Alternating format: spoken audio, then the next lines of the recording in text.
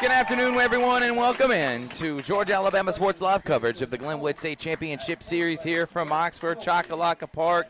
The Gators are taking on Gordo in a rematch of last year's 3A State Championship. We're going to get you the audio-only version. That are the rules here of the AHSAA. We're glad that we can be a part of it. Just like last year, I'm alongside my partner in crime, Big Rich. Rich, what are you looking forward to in a rematch of last year's State Championship Series? Great to be back here at Choccolocca Park. I was here last year for Game 1, tradition like it's always here for the Alabama classifications. We got a big crowd today, gorgeous afternoon here at Choccolocca Park. And these two teams are very familiar with each other, as this is a rematch of last year's championship game. Yeah, and Glenwood won both of those games, one in a sweep, and winning their 24th state championship, first in the AHSAA, third straight. They're trying to go for 4 straight. They're trying to go for number 25 in program history. They're trying to go for number 12. Richard, under the Tim Fanning era, and it is a championship program. Now, Gordo comes in 32-8 out of the Birmingham area. They are the Green Wave has 4 state championships in their past, 2002, 2003, 13, and 17. They've made it the last several years, but not been able to get over that hump since 2017. Coach Jonathan Pate trying to bring home another championship for Coach Fanning. They just keep doing what they do, man. From Carter Judah, Kyle Lawrence, and all the seniors, they're trying to end their legacy as freshmen state champions to sophomore, juniors, and seniors to end your high school career with 4 state championships. Are you crazy right now?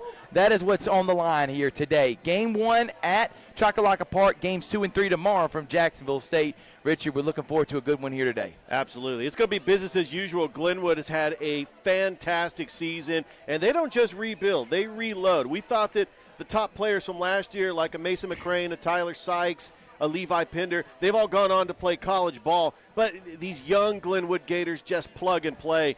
And a team that's coached by Coach Fanning, the Hall of Famer, you know that they have what it takes to get the job done. All right, well, on the mound today will be pitcher Cooper Favors, who was sensational in the last couple of series. We'll take a break. When we come back, I'll have Jack Patterson, more pregame action live from the 3A State Championship on Georgia Alabama Sports Live. Georgia Alabama Sports Live wants to say thank you to Zaxby's for their continued partnership with us for over the last couple of years since we started this.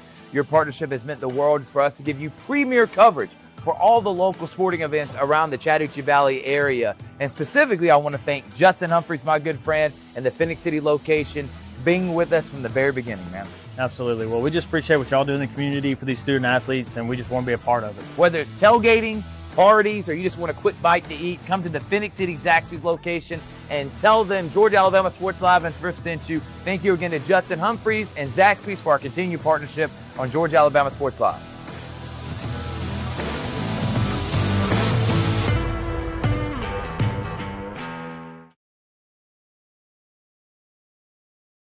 Welcome back, everyone, here on Georgia Alabama Sports Live. It's his home away from home. He's going to be here all week.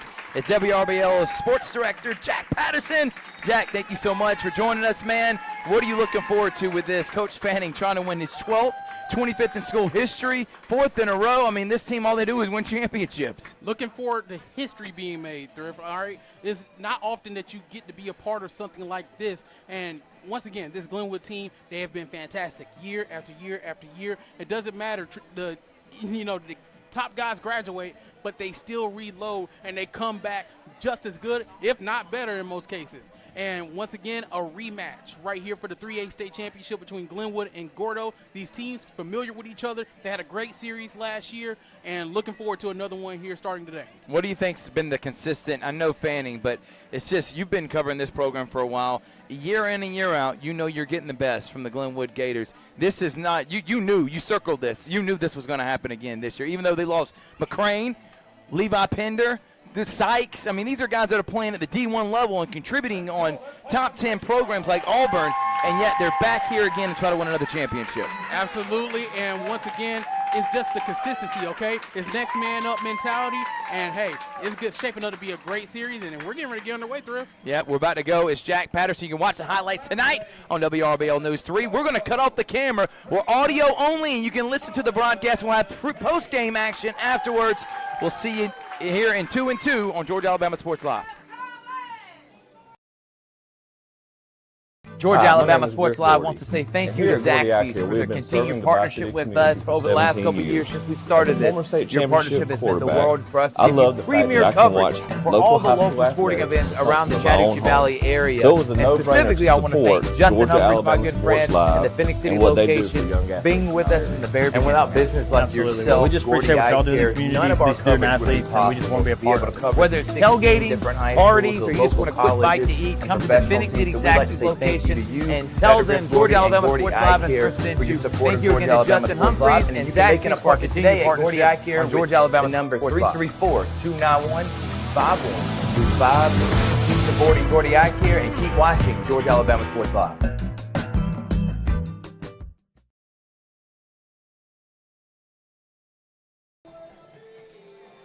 We're back here from Chockalaka Park, Oxford, Alabama, about 2 hours from Phoenix City. For Behringer and the great Big Rich back on the call once again. It's the Zaxby's Glenwood Game of the Week on Georgia Alabama Sports Live, and we have a great game in store for you here today. Leading off, one of the hottest hitters in our area, most consistent hitters. He's batting nearly 500. He leads the team in home runs, RBIs. It's Carter Judah. Judah will take outside ball one. Glenwood, white pants, orange jerseys today. For the Green Wave, they're wearing their white pants with the green vests and the gold undershirts. That one's fouled back. Rich, what are you looking forward to with this one in a rematch of last year? Starting to brew a little rivalry between who's the best in 3A between Gordo and Glenwood. It really is. And if you remember, last year's game was very close. Glenwood was able to pull it out. And Judah pops it straight up, but it may get down, out of play, and it will be foul. Good hustle there by the right fielder. Yeah, you talk about Gordo. 4 championships in the AHSAA. Glenwood, the new kid on the block. This is their second year in the AHSAA, but they proved last year that they belong.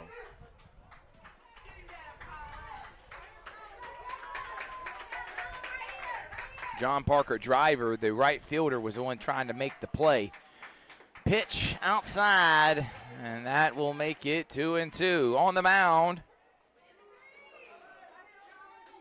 today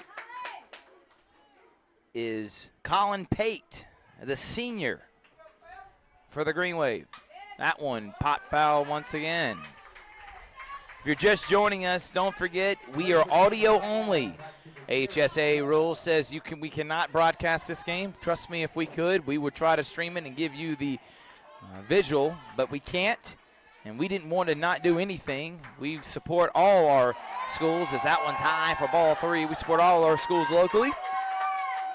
And we are here for Glenwood, just like we'll be there for any team that tries to make it a state championship run. Full count to Carter Judah. Payoff pitch. And again, pops it up, and it once again will go out of play.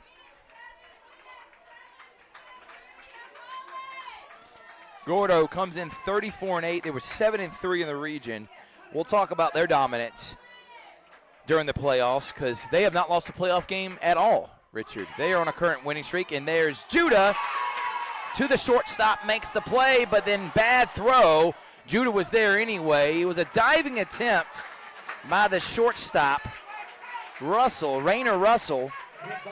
Made a good play, just couldn't get the throw in time. Judah was booking it down the line too there, Richard, and he was able to get on. He hit it right in the hole between third and short, and his speed was going to beat the throw anyway.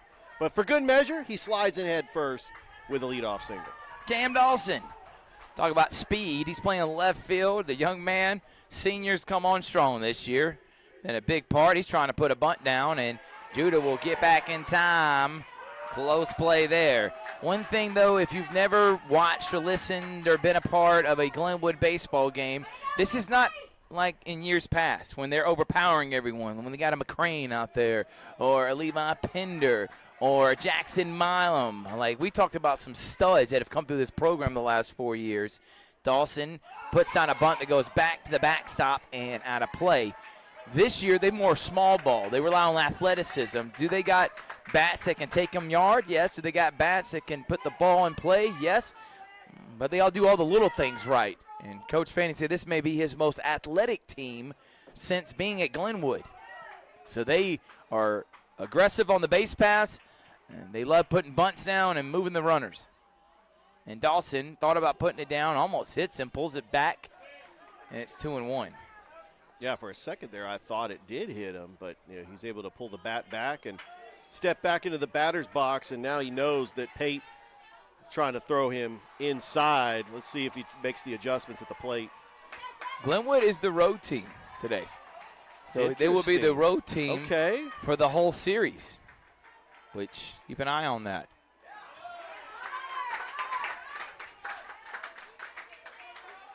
Obviously, Glenwood hitting first here. Glenwood 33-8. Gators on a 6-game winning streak. They, right now,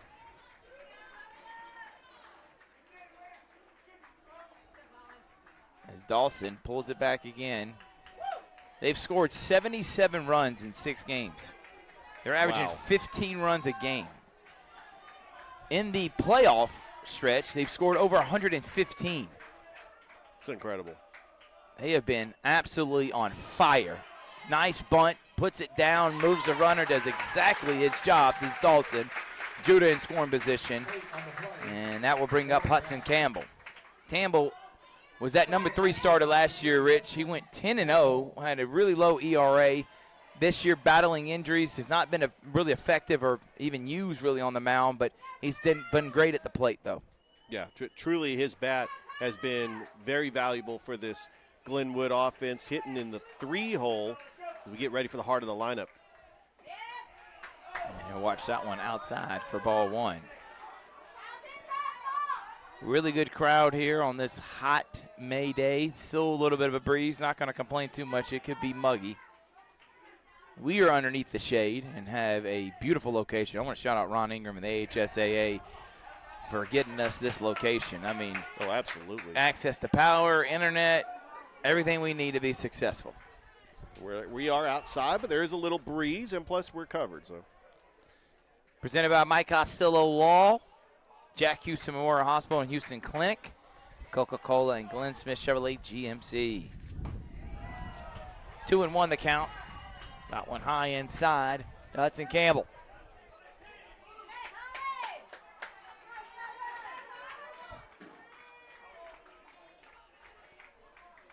Two-one, one out, runner on second. Judah got on with a hit, and that one fouled back to 2-2.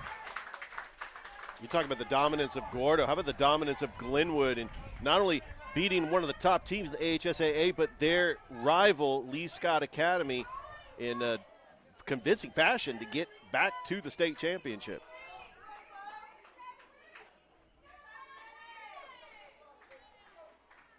Two-two.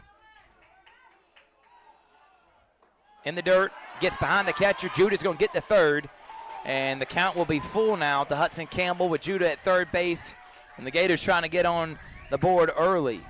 If Colin Pate has thrown a lot of pitches in this inning, still only one out.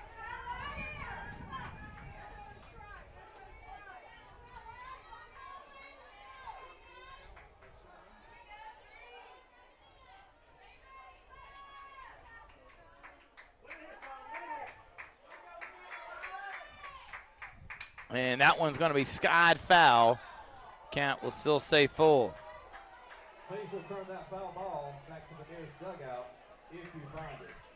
Yeah, you just got to square it up a little bit. You can tell Hudson Campbell, if he straightens it out, he definitely can get a hold of one. Colin Pate, Gators 35-8 on the season, and Campbell hits that one straight to center field. He'll come on the run. Judah's going to tag. Throw will not be in time, and the Gators are going to get on the board here first. 1-0 on the sacrifice fly from Campbell. Judah will come in, and it's 1-0. Kyle Lawrence will be up to bat now. Gators, as Richard talked about, obliterated Lee Scott. 16-0, 14-3, 30-3 in a 2-game series. Holy smokes. Yeah. And that's a semifinal against a team that this year finished 25-12. They were 25-10 at the time. Lawrence pops that one straight up and straight back for strike one. I think the one thing that's helped Glenwood this season is because they play up in their competition. They do play a bunch of AHSAA schools in higher classification and GHSA schools. And Lawrence. That was a good pitch. Take a ball. We're on the Gordo side of the press box, so if you start hearing cheering for Gordo, that is why. Glenwood on the opposite side. Someone already had that spot, and we're not going to complain. As that one's fouled back, Lawrence. They would have talked with him and some of the other guys like Trey Clarity and Carter Judah. They talked about they feel prepared, they feel loose. The experience last year, remember the unknown being the new lead, they don't have that this year. And they feel really good about themselves, Richard. 1-2 count. Excuse me, to Cal Lawrence. High 2-2. I really like how these Glenwood batters are working these counts. We've already had 2 batters that have been worked up to a full count. Now we got a 2-2 count. It's just the pitches continue to climb here for Colin Pate in the first. And that one's going to be hit hard to the first shortstop, and gets a hop past his shoulder. Rainer Russell was there, and it looked like a clean play for him. And then it just took a bounce right over his left shoulder. Surprised it didn't hit him or hit him in the face. Hard hit ball will get past. I say that's a hit, Rich. We're going to mark that down as a hit. I know they got an error up there. I think that's a hit. It's a hard hit grounder. We'll give him a credit. And then it took a bad hop, too. Pick-off play not in time for Lawrence. So he'll get on with 2 outs. And coming up the bat now is number 9, Cade Cox. Absolute beautiful ballpark. The home of the Chocolaga Monsters in the SBL. Remember they used to play the Chattahoots? That one pop foul on the run. And 1-1. Yeah, so I believe this ballpark was built in 2022. The Chocolaga Monsters came into existence in the 2022 season. They briefly became the Chattahoochee Monsters for 1 year, and then they've been playing at Chocolaga ever since. In fact, they won the SBL championship a couple years ago. Absolute fantastic ballpark. And that one's going to be lined in for a base hit. Cade Cox gets on, and they've hit 3 towards Rainer Russell, the shortstop, and they've gotten past him all 3 times. Runners on first and second, and Trey Clarity will come up to bat. The 3-sport athlete, plays on Coach Purdue's basketball team. Quarterback on the football program. That was an absolute laser by Cade Cox, the 3rd hit of this inning for Glenwood. Plays shortstop here on the baseball program. Lawrence and Cox on first and second for Clarity. And it's going to get past the catcher, and right now Trey Clarity has an opportunity to bring 2 more in scoring position. Cox and Lawrence both advance to the next base. Again, if you're just joining us, there is no video. It is going to be audio only with the score bug. You will see us in postgame, and obviously you saw us a little bit in pregame. Rules say we cannot do it. NFHS is actually streaming the game. You can go to the NFHS if you're wanting to really watch it, but we suggest you stay right here, and we're going to give you the best audio version that we can possible.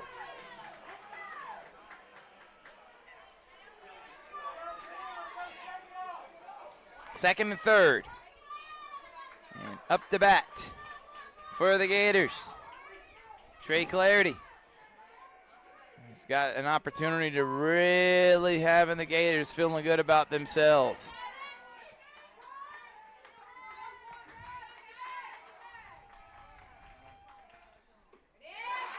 He'll take a strike on the outside.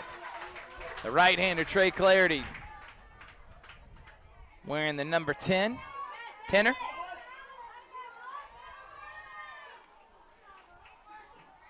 One and one. Check swing, he did go. Ball does get past the catcher again. Neither runner will advance, and it will say first and second. Say second and third with a 1-2 count to Trey Clarity.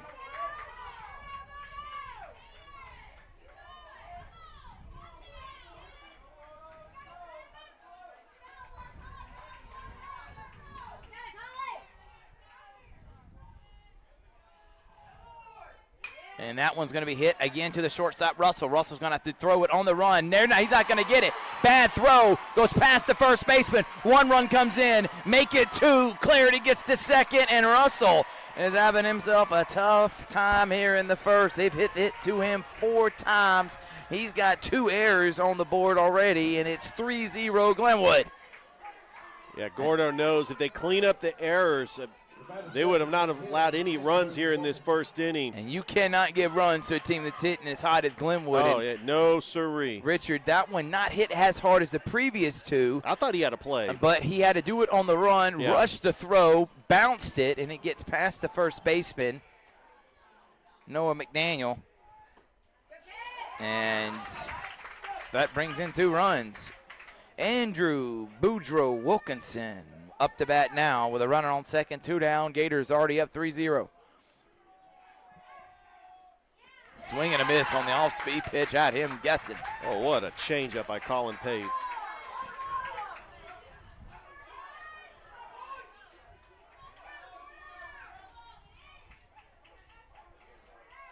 Pitch. Line drive. Nice play by McDaniel. And he will get the final out of the inning. The first baseman gets the tough play, but the Gators put 3 on the board to start this one. Good start for Coach Fanning's team. We'll head to the bottom of the first. Audio-only version of the AHSAA 3A State Championship on Georgia Alabama Sports Live. Clear. Georgia Alabama Sports Live. Check them all out at Thank you Glenn to Smith Zaxby's and for the Opelika. continued Truck partnership Huge with us over the selection and last couple savings years on since we all started GMC this. Your partnership 1500s has and meant the world for us to 2500 give you premier HD. coverage Just look for at the all the local selection with sporting great events finance around the rates Chattanooga from Valley area. 2.9%. And specifically, I want to thank discounts Justin on Humphries, my good GMC friend, Canyon and the Phoenix City Elevation, location, AT4s, for being and with us Denali. from the very We got your beginning. new ride ready to roll. We just here at appreciate what y'all Glenn do in the Smith. community Check for us these out student athletes, 24/7 and we at just want to be a part of it. glennsmith.com. Whether it's tailgating, parties, or you just want a quick bite to eat, come to the Phoenix City Zaxby's location and tell them Georgia Alabama Sports Live and Thrift sent you. Thank you again to Judson Humphries and Zaxby's for our continued partnership on Georgia Alabama Sports Live.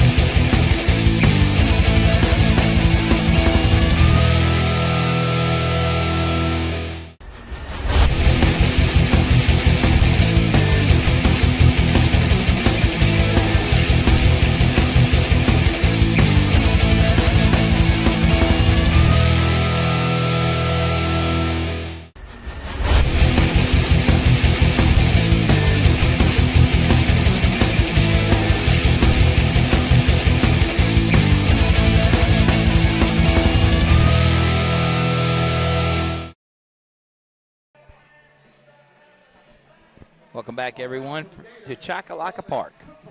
Audio-only version here on Georgia Alabama Sports Live. 3A AHSAA State Championship.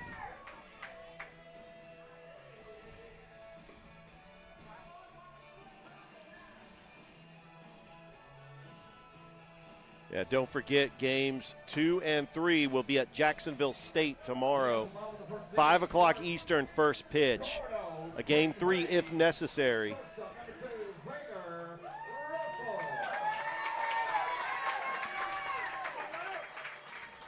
And this is the rematch of the state championship last season.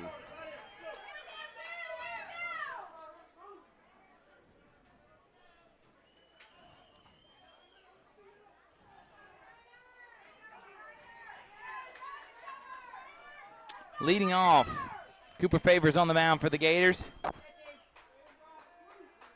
The right-handed junior. Throw ball 1. Leading off, the shortstop, Raina Russell from Gordo.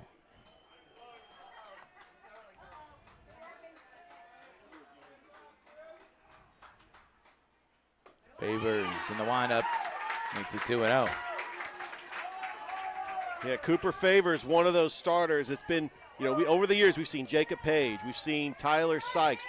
Cooper Favors is the guy that He starts games ones, and he's got a great release in the windup. Yeah, he's really become their #1 starter here, and he'll throw a strike. You know, Coach Fanning, kind of like a lot of teams around here, Richard, been kind of Johnny Holstaff. That nobody's really had a true #1 other than Nottleman over at Columbus High, but Favors is starting to become that. You know, Fitzstone's starting to become it a little bit. Yes. For Calvary, Luke Lowry, for Brookstone. At this point in the season, you start finding out who that guy is, and Cooper Favors has been that for Coach Fanning.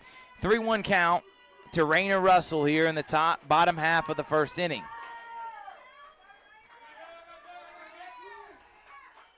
Pitch from Favors. In there for a strike. Good pitch. Full count. Yeah, right down the middle. He had to throw a strike, especially on a hitter's count.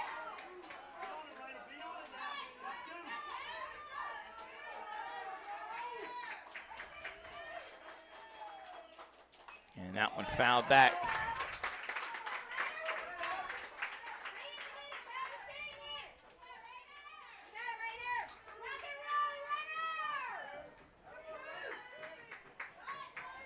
Yeah, don't forget, this first inning is brought to you by State Farm Carroll Purdue.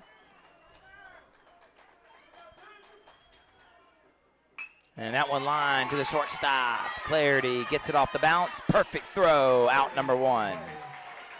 Unlike his counterpart, he had no trouble with his first ball hit to him. And there's out #1. And now the pitcher, Colin Pate, will come up to bat. This Gordo. Guy's a tremendous athlete. I remember him last year. I mean, not only was he one of their top pitchers, one of their top hitters too. And you always love to see just a tremendous athlete that could do it behind the mound and in the batter's box. Cooper Favors got over 10 wins, a sub 1.5 ERA. He has been sensational this year. And he's been great in the playoffs too. Already got a strike on Pate, and there's strike 2.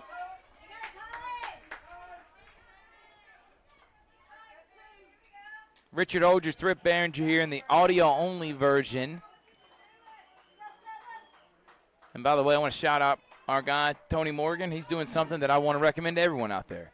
Watch the game on the NFHS, mute it, and pull up the audio version right here on Georgia Alabama Sports Live. Boom, you got yourself a broadcast.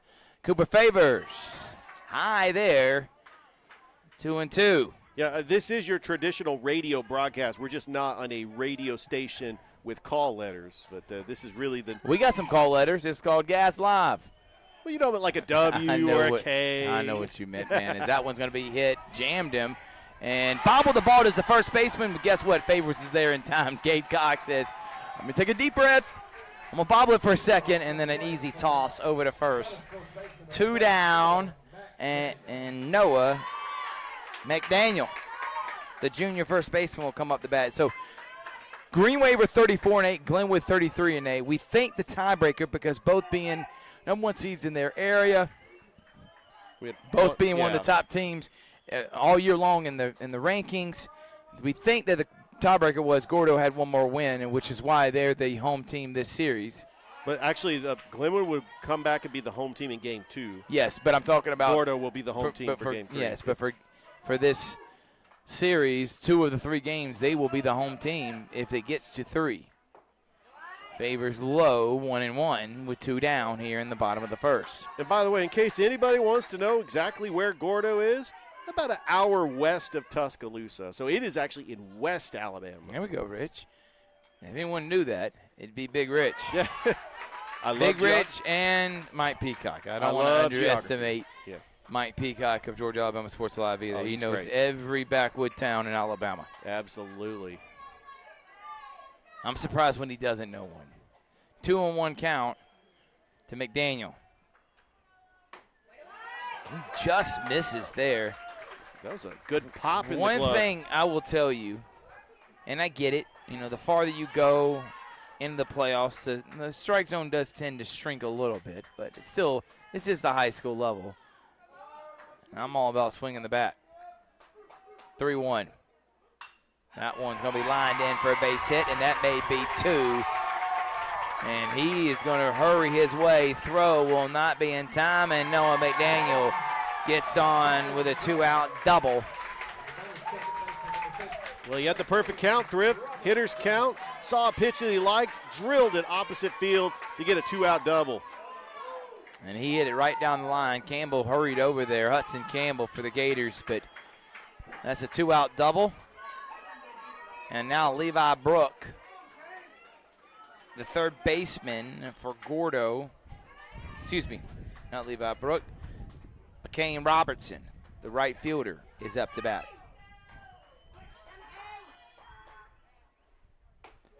McCain will take ball one. Gordo fans coming in extra motivated here today after watching their Green Wave lose to the Gators last year.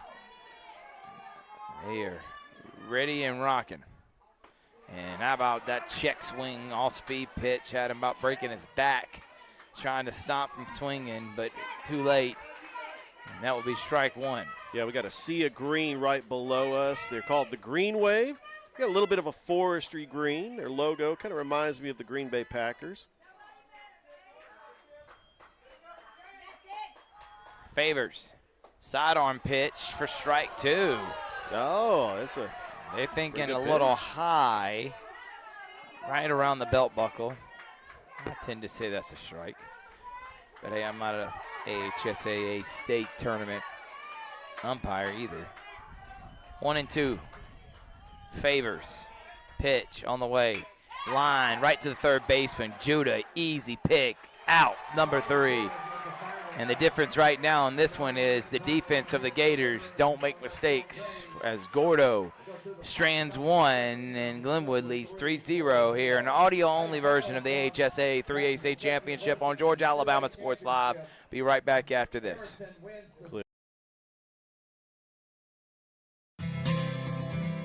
Houlihan serves fresh, handcrafted dishes made just the way you like them.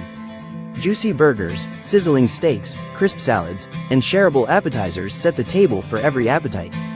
Relax with friends, celebrate special moments, or enjoy a casual night out. Houlihan's delivers great food, great drinks, and great times, with 2 locations in Columbus, downtown at the Marriott Hotel and on Sidney Simons Boulevard at the Doubletree Hotel.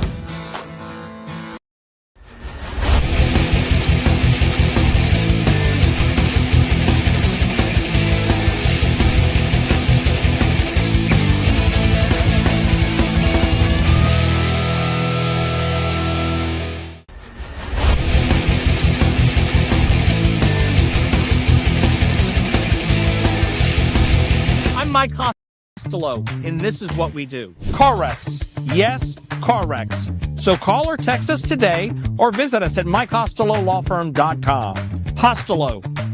Car wreck. Car wreck? Costello.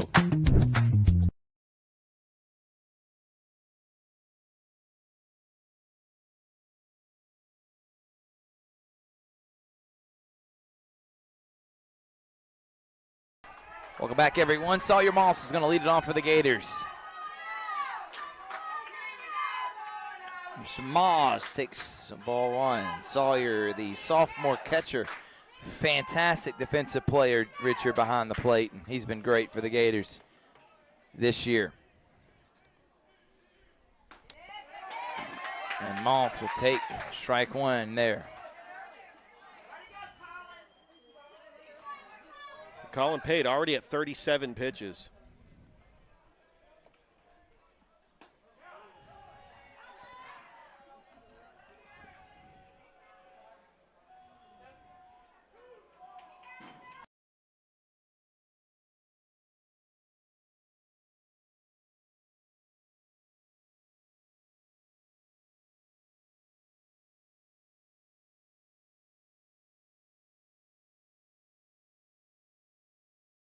Two and two to Moss. Pate inside, strike three. Got him looking. Good pitch there from Pate. One down. Up to bat now.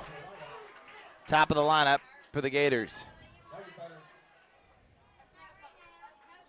Judah, on deck. He's about to be the top of the lineup. Yeah, it's Asher Long. Yep, Mr. Long, who's the center fielder.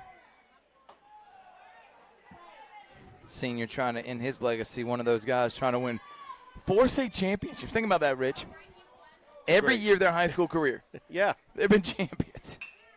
And he'll pop that one up to the center fielder.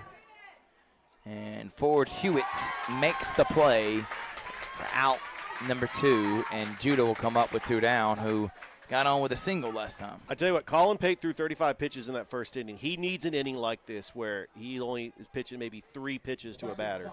And I think we're not mistaken, he only has 120 for an entire series. Otherwise they'll end up pulling him. Judah, 1 for 1 already. Pops that one foul. Carter Judah going to LB Wallace. Richard? In the Alabama Community College Conference. Yes, he'll be going there playing some high-level junior college baseball. Coach Fanning thinks he could eventually end up going D1 too. It's not where you start, it's where you finish. And that's my plea to all those out there that are getting recruited as a former college athlete. Don't worry about the D1, D2, D3 when you're getting out there. Opportunities are far and few between because of the transfer portal and everything else, as Judah will take ball 2. You take the opportunities that are given, you make the most of it, and because of the transfer portal, you can find your way at a higher place if you work hard enough and play well enough. 3-1 to Carter Judah.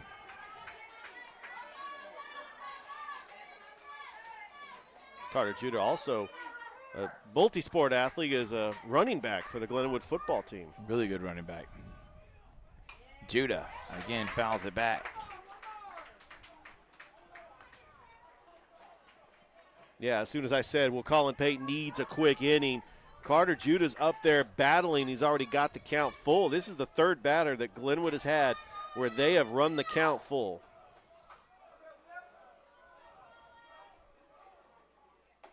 And Judah will get on with the walk. What a patient at bat by Carter Judah. 2nd time he's on base today. He's already got a run scored. Cam Dawson will be up to bat now. Cam moved the runner over with a bunt last inning. If I'm not mistaken, Big Rich. Yeah, he is 0 for 1. And he did a swinging bunt there, throw to first in time, and a runner will be left stranded at first. Gators go to the bottom of the 2nd. They lead 3-0 here in Game 1 of the AHSAA 3A State Championship Series. Be right back after this. Don't go anywhere. Clear.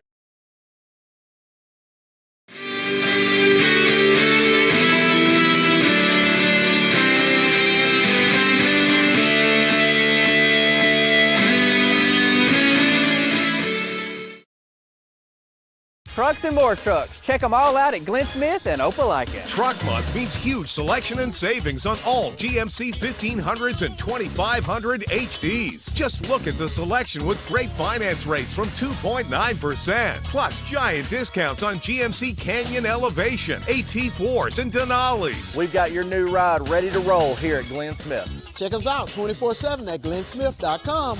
Get ready to smile.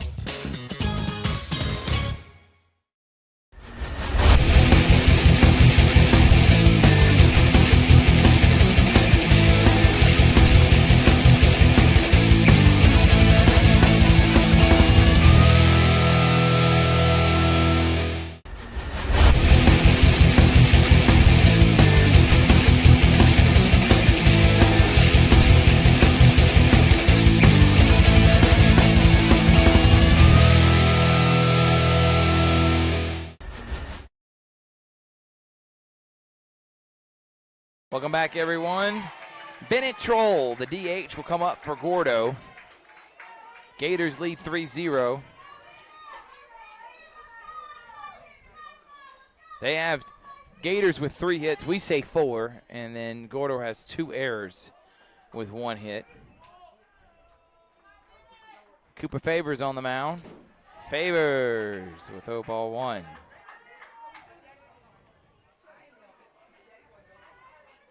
Yeah, Cooper Favors only giving up that 1 hit in the first inning. Just wants to have a quick inning here in the second. Just keep his pitch count down.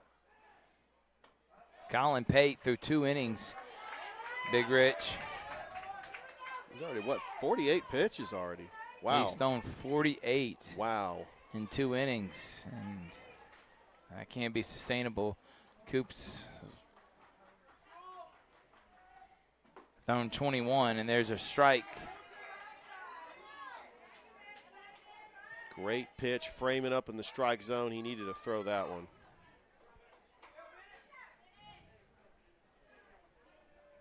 Two one. Favors has that one from Troll fouled.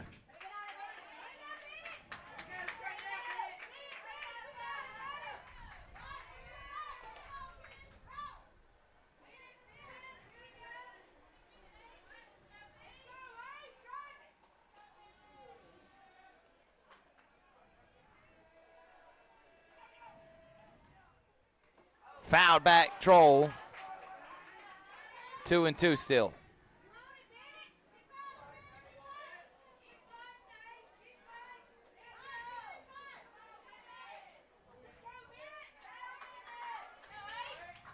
We have an absolute gorgeous day for baseball here in Oxford.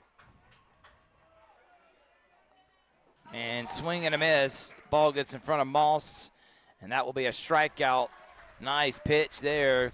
Favors dealing now. Starting, he has some nasty stuff, Rich. Well, that's why Coach Fanning has made him the Game 1 starter. Like he's been all postseason. That is strikeout number 1 for Cooper Favors today.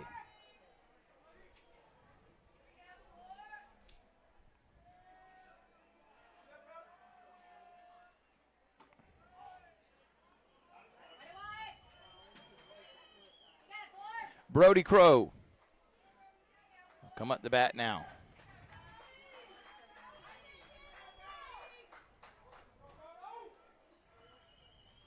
Brody, a junior left fielder.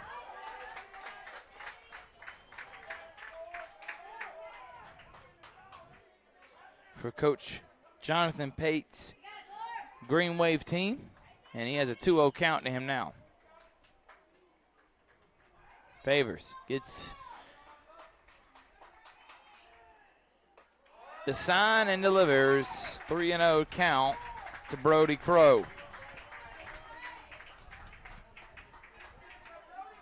Yeah, Gordo in the north part of the bracket beat Piedmont in the semifinals, 9-6 and 21-3, to get here back to the state championship.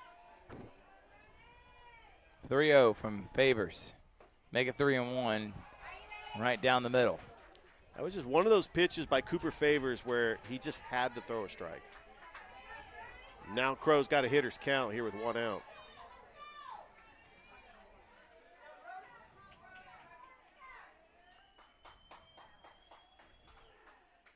And swing and a miss. Strike 2. Oh, what Full a change. count. Change up by Cooper Favors. Crow really wanted that one, but the swing just a little too early.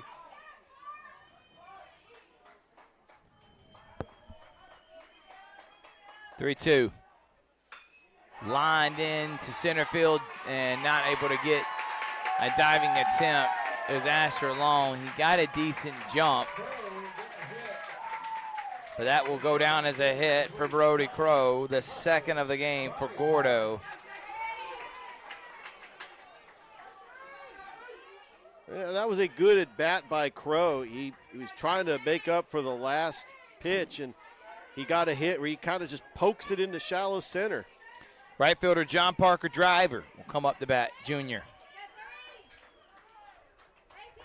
A lot of underclassmen on Coach Pate's Gordo team.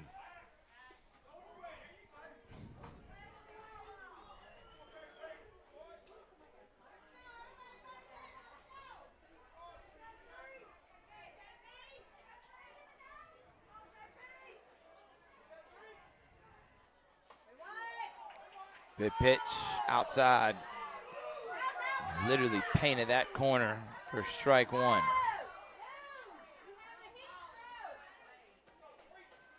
Oh and 1 the count to JP Driver. Cooper Favors on the mound, runner on first, 1 down. Favors delivers, sidearm, 2-1.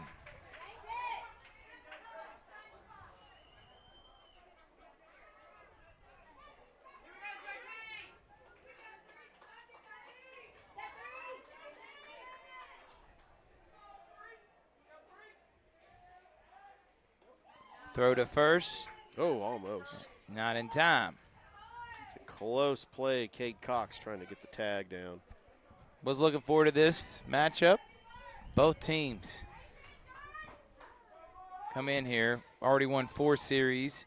Gators 8-1 in the playoffs. Gordo 8-0, 16-1, and both teams are winning by an average of 10 runs or more. That's how dominant each team has been. They've been the cream of the crop all year long. They're 34-8 and 33-8 respectively, and we are expecting a good series. Gators lead 3-0 here, 1-1 count to JP Driver. And Thrift, what I like to do is I like looking at common opponents on the regular season. Gordo, on their schedule, lost to Lee Scott 2-0 back on March the 7th. But could be a completely different team than back in March. No doubt. As that one's hit, double play. Oh, what a play by the second baseman, Lawrence! And they didn't get him. I don't know how they didn't call that one at first. The shortstop, Judah, the third baseman, caught it on the run, pulled Lawrence kind of off the bag, but he was able to get his foot down the second baseman at second, trying to turn 2 there in a 5-4-3. And they're saying safe. It looked like a bang-bang, Rich. I thought it was, too. I thought that was going to be a ring-up double play. But they say no, 2 down, runner on first.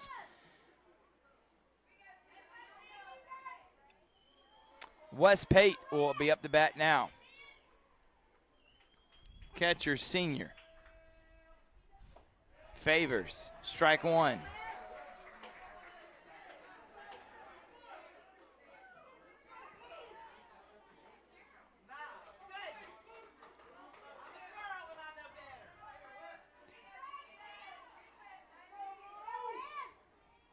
Favors. Pitch that one outside and high, 1-1. Runner on first, 2 down here in game 1. Gators and the Green Wave, a rematch of last year's state championship series, excuse me.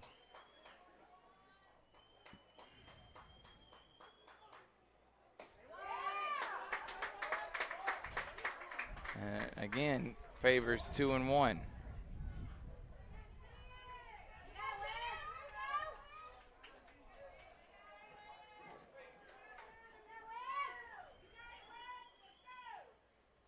Favors looks to first, 2-1 pitch, runner goes in the dirt. Moss not able to collect it cleanly, and that will be a stolen base for Driver. He'll get to second with 2 down and a 3-1 count to Wes Pate.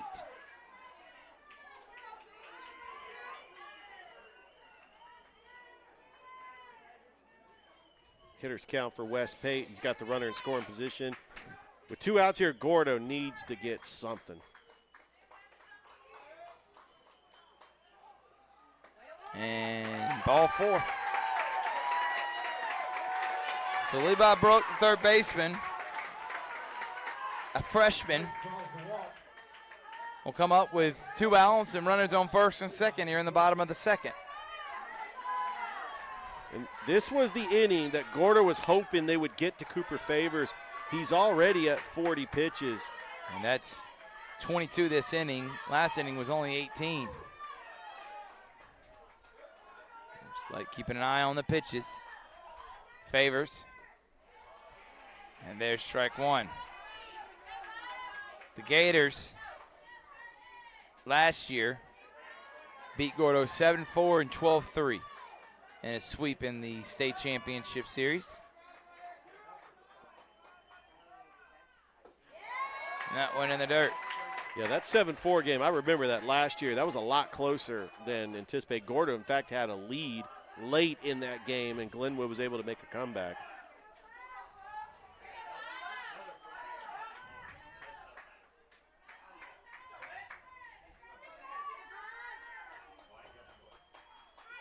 Favors. Strike 2. Late call has Greenway fans screaming, what is going on? And you're going to hear that on the broadcast because they're right underneath us. And of course, they're not going to agree with that call. It was a very close play. Could have gone either way. 1-2. Favors. Pitch. Hit DeLawrence, the second baseman. He collects it cleanly. Throw to first in time. 2 stranded. We'll head to the top of the third. The Gators lead 3-0 in game 1. Here on Georgia Alabama Sports Live, audio-only version of the 3A AHSAA State Championship Series. Clear.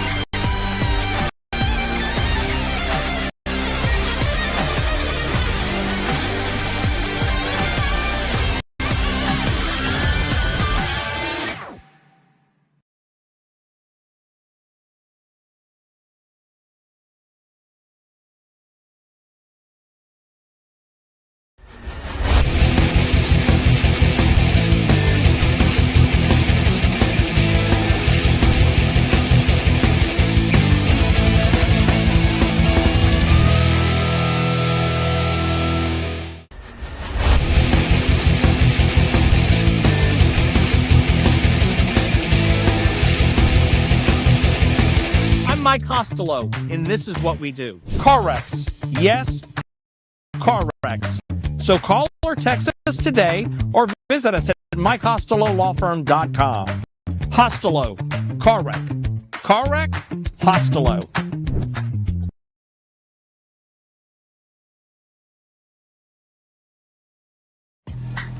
A strong workout means a strong recovery. And with your Planet Fitness Black Card, you get access to 6 new amenities, like the Red Light Sauna and Polar Dry Plunge, both designed to reduce muscle soreness and relieve tension. Reset, restore, and recover your muscles so you can do it all again tomorrow.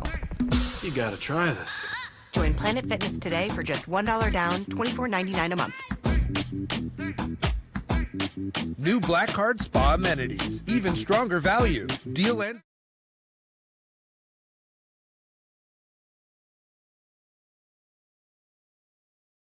Welcome back here to Chakalaka Park here for the site for the 3A State Championship. Game 1, top of the third inning. Hudson Campbell leading things off for Glenwood.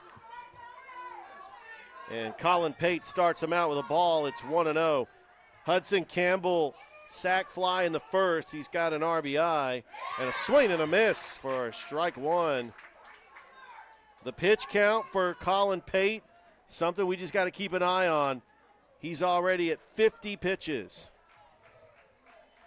And the 1-1 is drilled. Foul. Definitely would have been fair if it would have been to the right of that foul pole. It's 1-2. That was a loud second strike. Hudson Campbell at the plate. The 1-2 pitch is outside for a ball. It's 2-2. Glenwood scored all 3 runs in the first inning. 2 errors committed by Gordo. Here's the 2-2. Changeup, and it is outside, running the count full. 3 balls, 2 strikes. Cal Lawrence on deck. We'll have game 2 and game 3 tomorrow at Jacksonville State. Colin Pate, payoff pitch. There's a ground ball. It's right at the third baseman. Brooks, throw to first. It's too high, and that is going to be a leadoff single for Hudson Campbell. And that is the 4th hit of the game. So with a runner at first, that will bring to the plate Cal Lawrence. Cal Lawrence, he is 1 for 1. He does have a single. They did rule it an error, but we'll go ahead and give him a single on the broadcast. It could have gone either way. It was a judgment call. He does have a run scored. Pate now works from the stretch. First pitch to Lawrence. In there for strike 1. The rematch of the state championship game last year. Gordo coming in with a 32-8 record, 9-0 in region play. Throw back over to first. Gordo was part of the north bracket, and Glenwood was part of the south bracket. Glenwood was able to beat Lee Scott Academy. Gordo able to beat Piedmont The 0-1 is inside, and it runs the count at 1-1.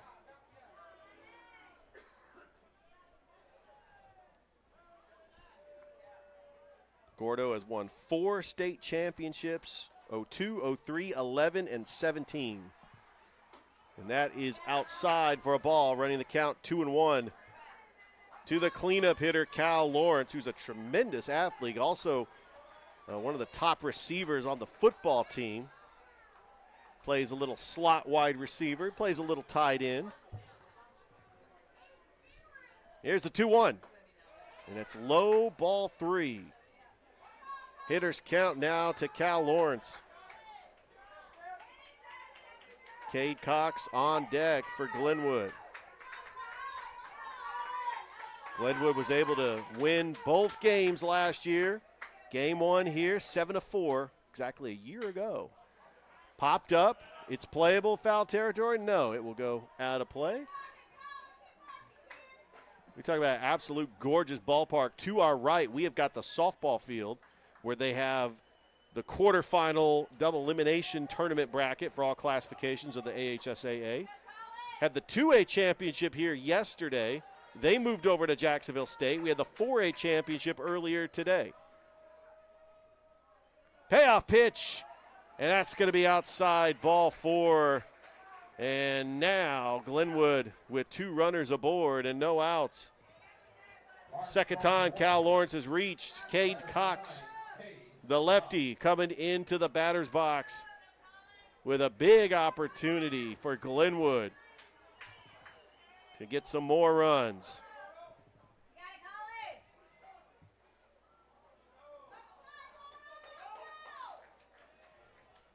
Pate from the stretch, checks the runner.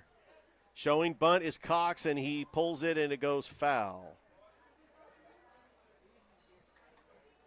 And with no outs, that is definitely the right move. I mean, you got your number 5 hitter. He's got a pretty hot bat, but in this situation, you want to try to get those runners over, especially with no outs.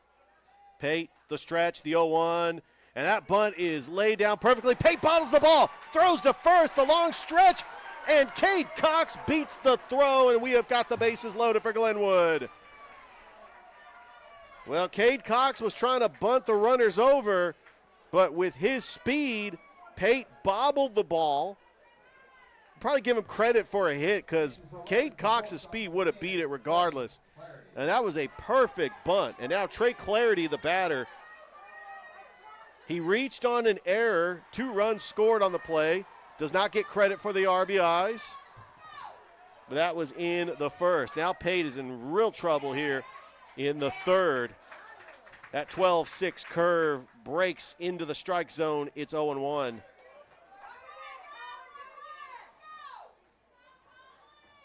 Pate working from the stretch.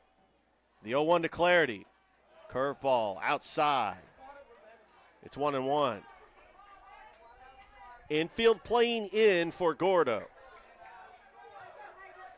Trying to hold on as Glenwood has got a 3-run lead here in the third.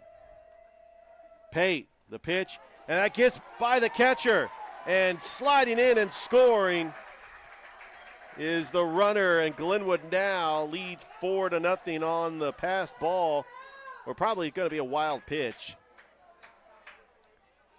And the runners will advance. This is definitely what Gordo did not want to happen here in the third, and Coach Pate is going to have a talk with his pitcher. Now let's take a look at his pitch count. He's sitting at 64 pitches. I think that Coach Pate will probably stick with him.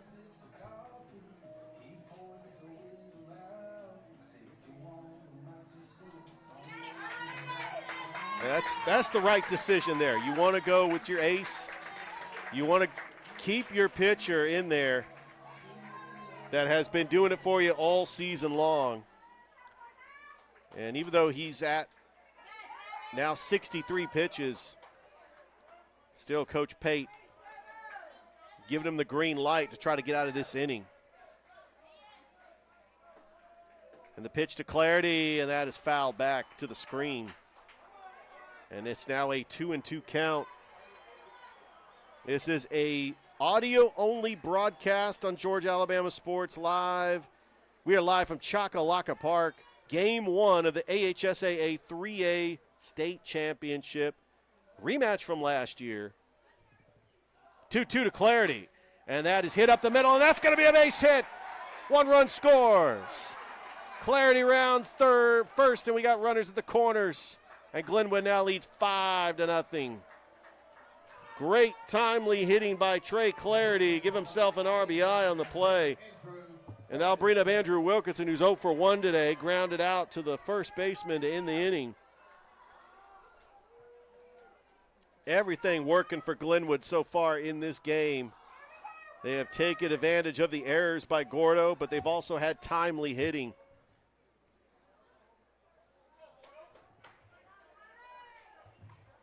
And the lefty steps into the batter's box. Pates, first pitch to Wilkinson is high and outside for a ball.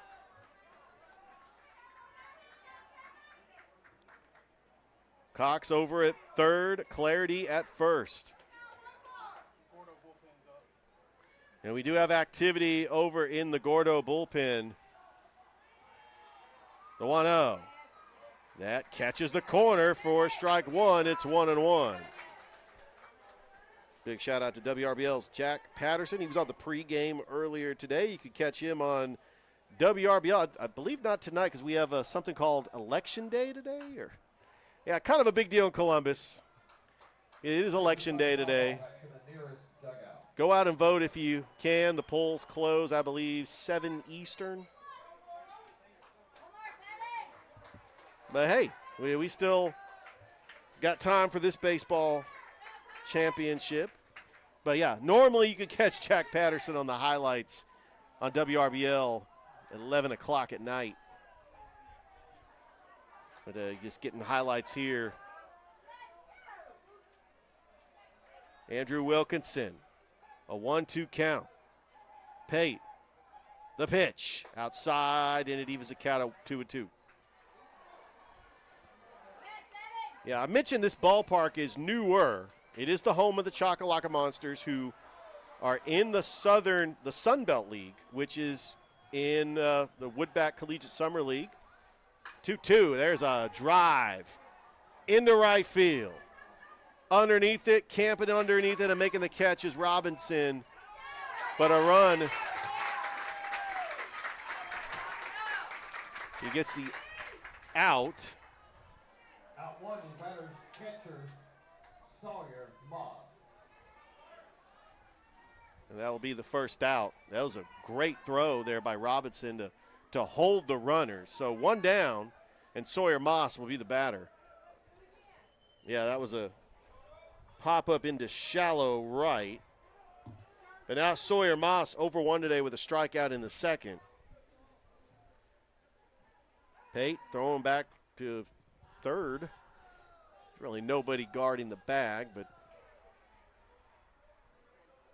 you had Cox over there with a pretty decent-sized lead. And Colin Pate at 74 pitches. It lays down a bunt.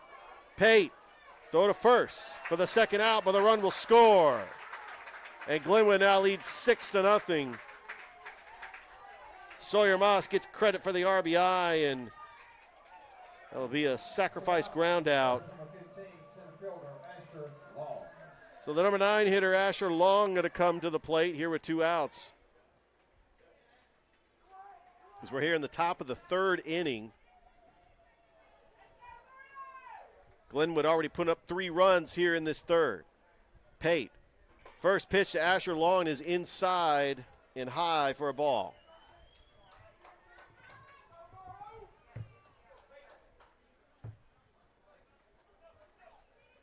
Colin Pate's pitch count at 75. The 1-0, changeup that catches the corner for strike one.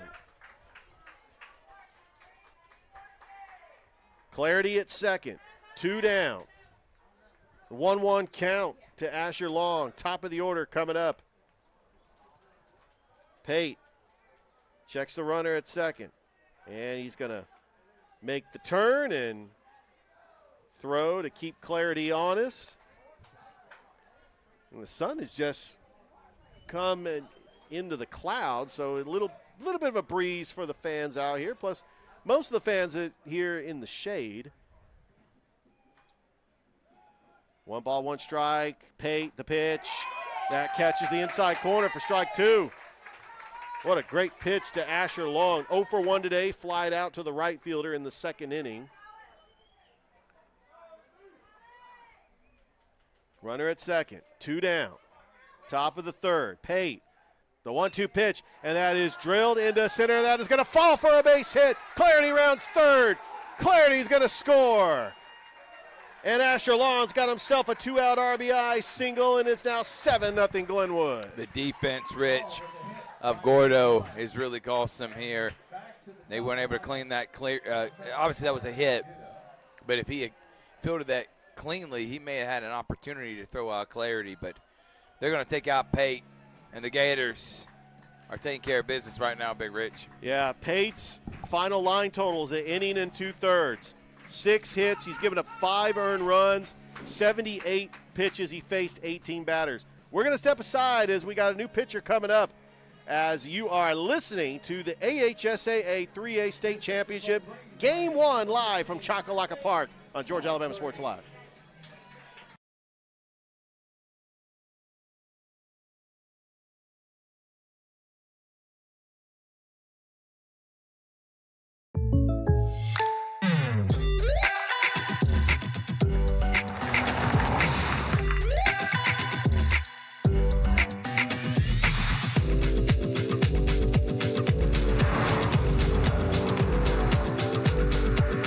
Your surprisingly great rates? Contact your local State Farm agent today. If you want the real deal, call State Farm agent Carol Perdue in Phoenix City today. Like a good neighbor, State Farm is there. Hello, everybody. This is DJ Jones with the Sports Vision's morning show for the best in local, regional, and national sports news. Weekdays from 6 a.m. to 9 a.m.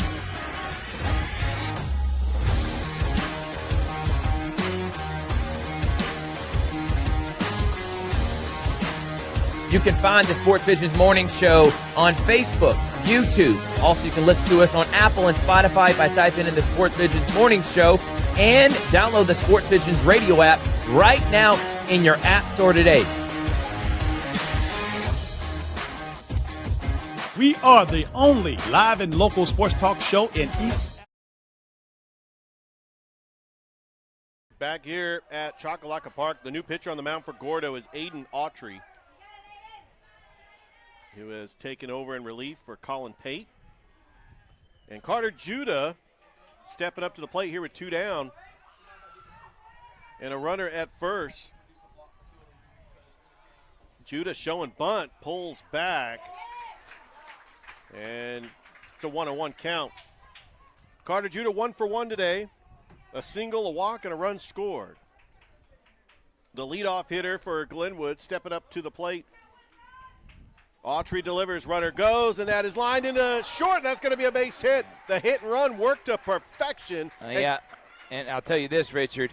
Rainer Russell was anticipating the play at second. He's already halfway to second base and allowed a wide open hole right there between short and second, and that was another hit, and Judah and the bats just keep on going. Yeah, that's the 3rd time Carter Judah's been on base today. Yeah, that hit and run worked to perfection because it just opened up a wide hole there at shortstop.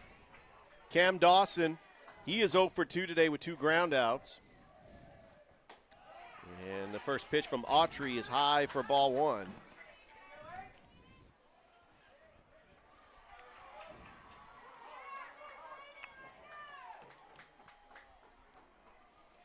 Autry is going to fake throw over to third base. Glenwood so far, 7 runs on 6 hits, 4 in this inning. That is in there for a strike, 1-1.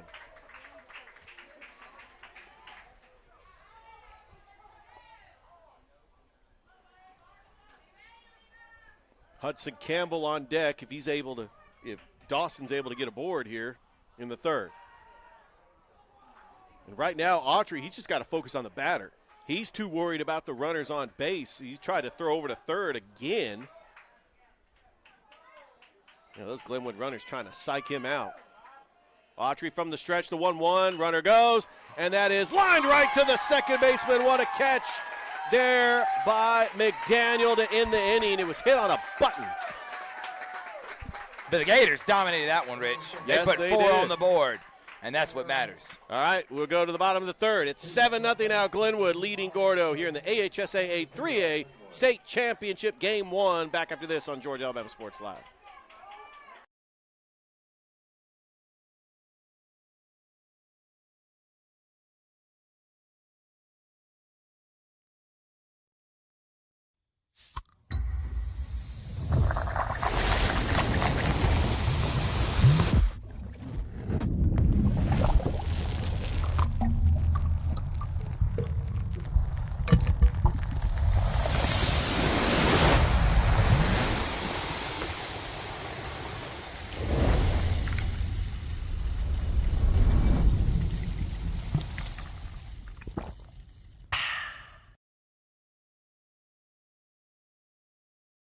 At Jack Houston Memorial Hospital, our focus is you.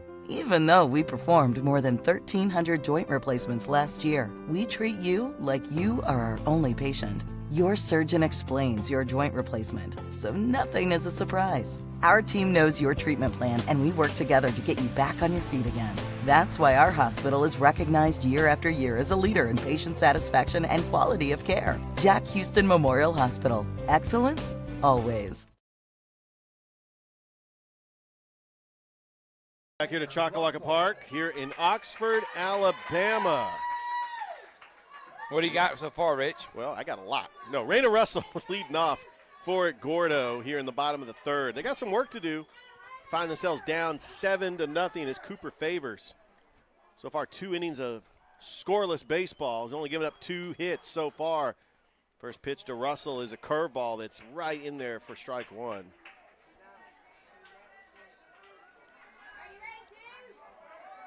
So back to the top of the order for Gordo.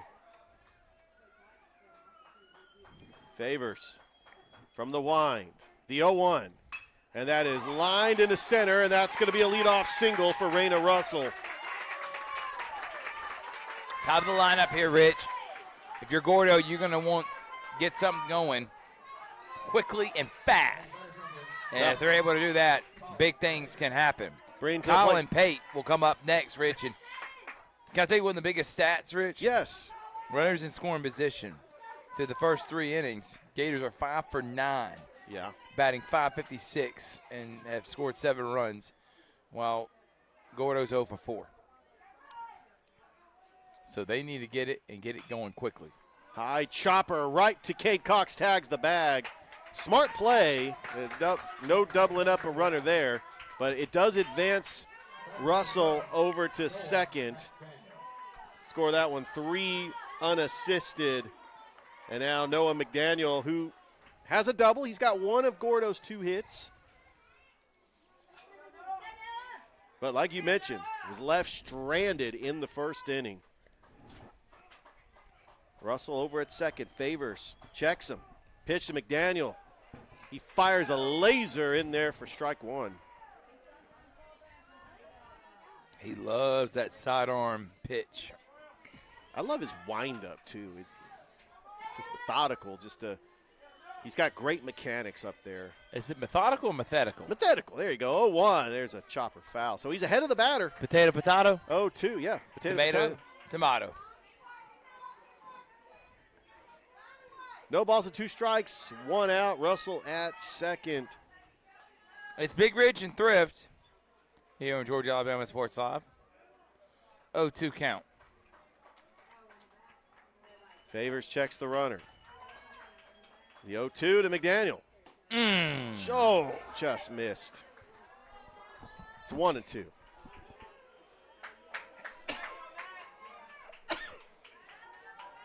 Don't forget, we will be at Jacksonville State tomorrow for Game 2 and possibly Game 3. First pitch will be 5 o'clock Eastern. 1 ball, 2 strike. Favors the stretch and the pitch.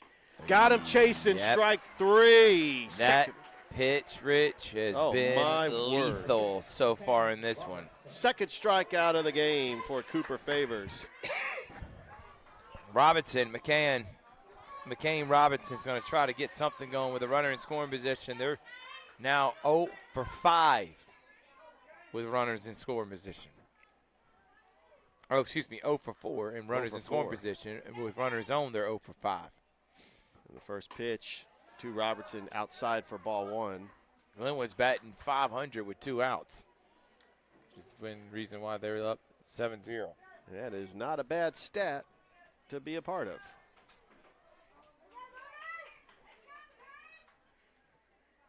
Favors checks the runner and the 1-0. And that is in the dirt. Good stop there by Sawyer Moss. It is 2-0 now. Right now, Cooper Favors at pitch number 53. He's given up 3 hits so far, 1 walk, 2 strikeouts. He's behind in the count 2-0. And the pitch. There's a curve and fouled back to the screen is Robertson. You could tell he was right underneath that one for a 2-1 count.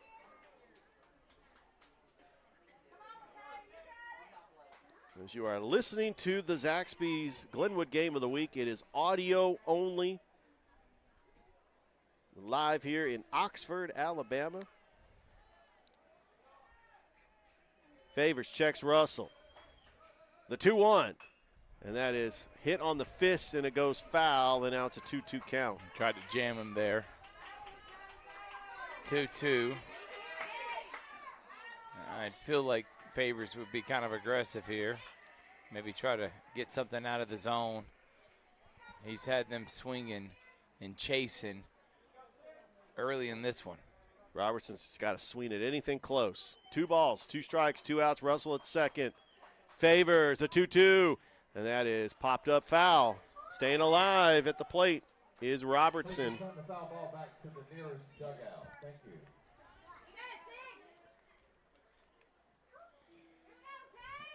you. Earlier today, we had Bibb County and Westbrook Christian. That was the first game of today. Now they're going to move their series over to Jacksonville State. The Bibster. The Bibster, yeah. They were in the championship last year. I remember them. Favors the 2-2 to Robertson, and that's hit on the fist. That's going to drop for a base hit. Rounding third and scoring is Russell, and Gordo gets on the board. And Robertson advances at second on the pass ball. Yeah, good hit there by Robinson, and they needed it. They needed confidence here. They needed to get on the board. Gordo fans excited. Now Bennett Troll will come up to bat. He's 0 for 1 today, Rich. Let's see if Gordo can try to get things going in this 2-out rally.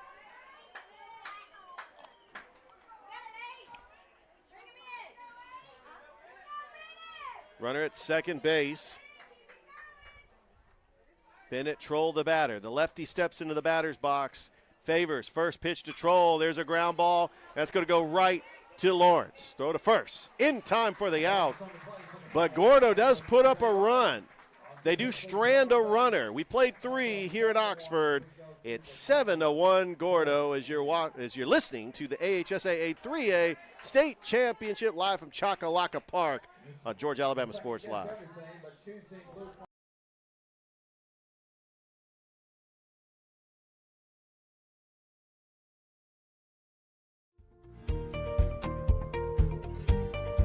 Whether you're building your business or finding your dream home, G2 Real Estate is with you every step of the way. Commercial or residential, our mission is the same, turning your vision into reality. With experience, insight, and a commitment to your success, we're more than brokers, we're your partners. G2 Real Estate, building futures one property at a time. I'm Mike Costello, and this is what we do. Car wrecks. Yes, car wrecks. So call or text us today or visit us at MikeCostelloLawFirm.com. Costello, car wreck. Car wreck? Hostelo.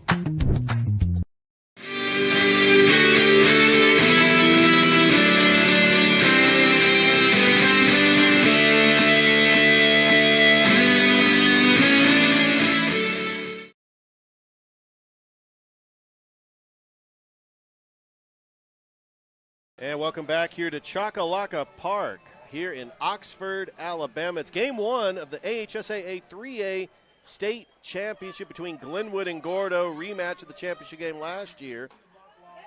Autry coming in, facing Hudson Campbell to lead things off here in the fourth. That pitch is outside, and it's a 1-on-1 count to Hudson Campbell. Something's happening at the softball field, Rich. Well, we got ourselves a game over there. Hudson Campbell, sac fly with a single and an RBI. He also has got a run scored. 2-1 is low and away, and it's 3-1.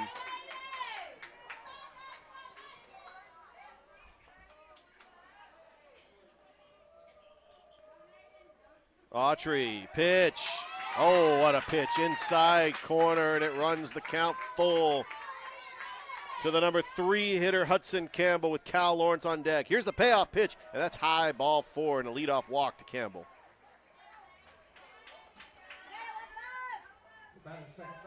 And that'll bring to the plate Cal Lawrence. Lawrence is 1 for 1 today. He does have a single and a walk. He also has a couple of runs scored. And we got the cleanup hitter stepping into the batter's box. Aiden Autry. First pitch to Lawrence. And there's a high drive, and that is going to be foul. This broadcast is brought to you by Coca-Cola, the Houston Clinic, Mike Costello Law Firm, and Glenn Smith Chevrolet GMC. It's the Zaxby's Glenwood Game of the Week. That is low and away, and it's 1-1. We're here on Georgia, Alabama Sports Live. Thrift Rich, back at it once again. Absolute gorgeous day here in Oxford. Just about 2 hours north of Columbus. There's the 1-1 to Lawrence, and that catches the inside corner for strike 2. Great pitch by Aiden Autry.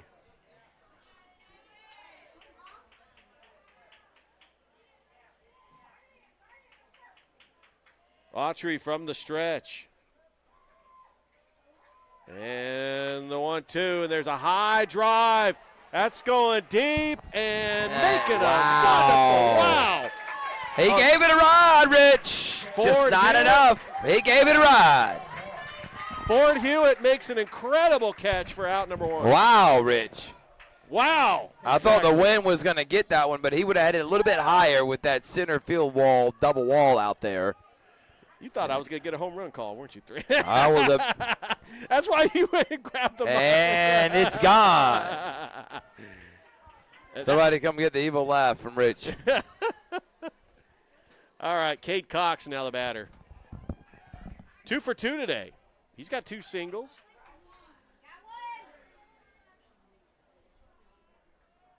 Glenwood leading 7-1 over Gordo here in the top of the 4th inning. They won game 1 last year here at Oxford by a score of 7-4. So they're feeling pretty confident so far. Remember, the Glenwood softball team is going to be playing on Thursday. To the field to our right. That is inside for ball 1. It is 1-1. Some of the other local teams that we also have, Beauregard softball team and Central softball team. The local baseball teams, we got Auburn taking on Hewitt Trustville here on this field.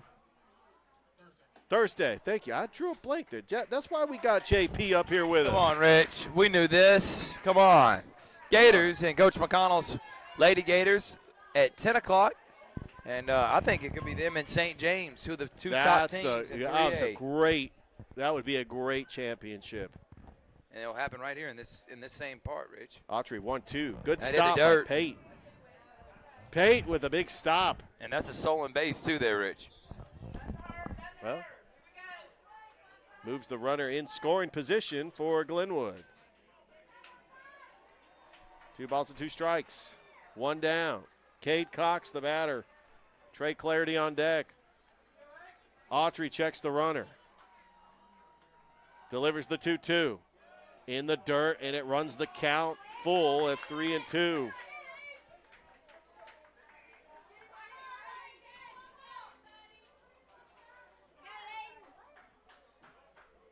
Glenwood put up 3 runs in the first. They put up 4 runs in the third, trying to add more to their total with a 6-run lead. Autry. The payoff pitch to Cade Cox, and that is lined in a right. And what a stop by the second baseman McDaniel. But he bobbles it, and everybody's safe. Yeah, he tried to get it cleanly there, Rich, and just not able to. That was actually not McDaniel. McDaniel playing first base. That is the second baseman is now Colin Pate, who was the starting they moved pitcher. over. So he was the starting second baseman. Pate was the pitcher. He needs his bat in the lineup, so he moved over to second base. You're right. All right, well, with that being said, Trey Clarity is now the batter. Showing bunt, lays down a bunt that goes foul into the Gordo dugout, and it's 0-1. Clarity reached base twice, reached on an error, and he singled. And he's got an RBI to his credit. It is 7-1 here in the top of the 4th inning. Runners at the corners for Glenwood. Autry from the stretch. The 0-1 to Clarity, and he lays down a bunt. Down the first base line, Autry throws to first for the second out, but a run does score. And Glenwood now leads 8-1. So Clarity gets the job done. He picks up his second RBI.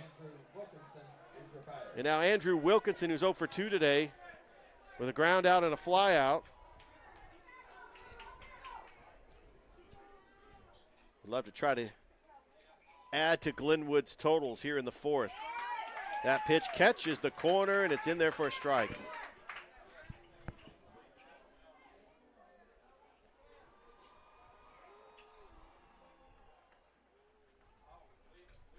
Autry.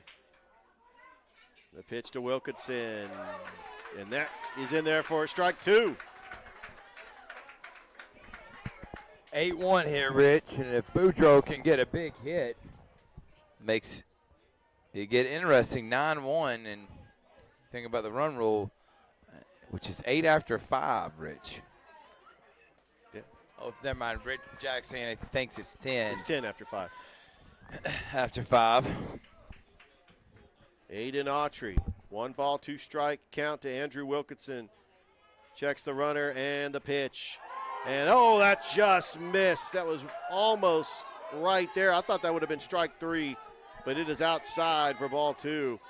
And you could hear the gasp from the Gordo fans. They thought that was strike 3. 2 balls, 2 strikes. Autry checking the runner. And the 2-2. And that's lined into left, and that's going to fall for a base hit. Excellent and hit. Rounding third and scoring is going to be Cox. And it is now 9-1 Glenwood. Yeah, great hit there by Wilkinson going oppo and hitting it in between short and third. And the speed of Cox. And I told you the athleticism of these Gators. They are fast on the base pass. And it's now 9-1, Rich. With 2 down, Sawyer Moss coming to the plate. He is 0 for 1 today, a strikeout and a sacrifice ground out. He does have an RBI to his credit. Runner at first base, Autry. First pitch to Moss, and a little chopper foul, and it's 0-1. Asher Lawn on deck, then it's back to the top of the order. Glenwood, 9 runs on 9 hits, already 2 come across here in the 4th.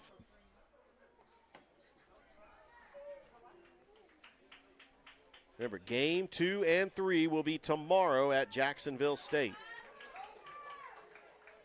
And the 0-1 to Moss, ground ball, and it goes through, and could not glove it, was the third baseman. And that's probably going to be a hit for Sawyer Moss. That was a hard play.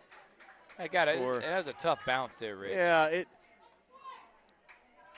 I tell you, he had a tough play on that play, but Nate Malone's going to come in and get the catcher Moss. Got that bring some courtesy. speed. They did give him a hit. That's 10 now for the Gators on the game. Give that courtesy pinch rudder.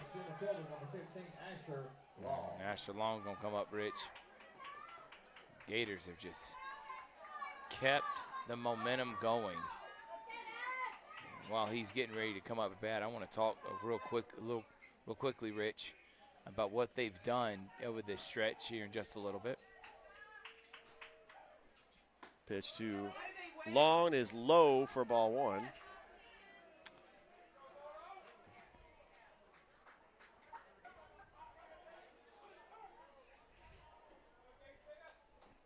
Autry checking the runner.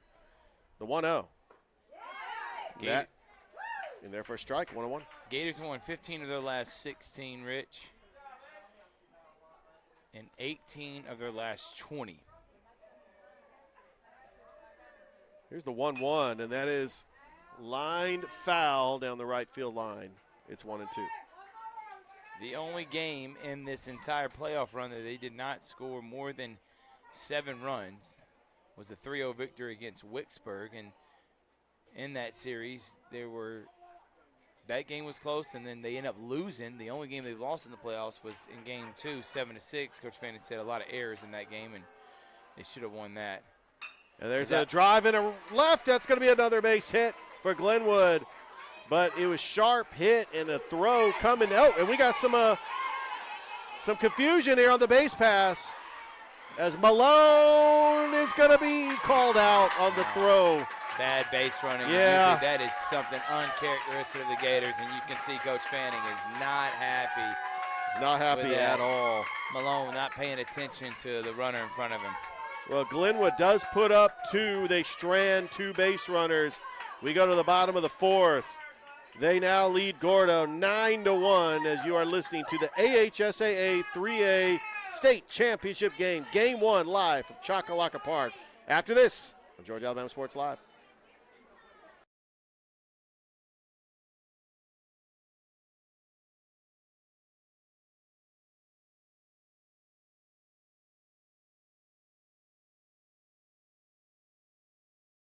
What's up, everyone? Thrift Behringer here, and I am with Terry Johnson and Terry Johnson Agency, one of the first sponsors I ever had when I started this endeavor over 4 years ago when I was doing it off my phone. I want to say thank you so much for believing in our vision of being able to serve the community, shine a light on all these athletes, all these programs. And Terry Johnson Agency, they've been serving the community for over 40 years. Home, auto, life, church. Terry Johnson's been helping my family and me specifically. He's my insurance agent, and I want to say thank you so much for your support.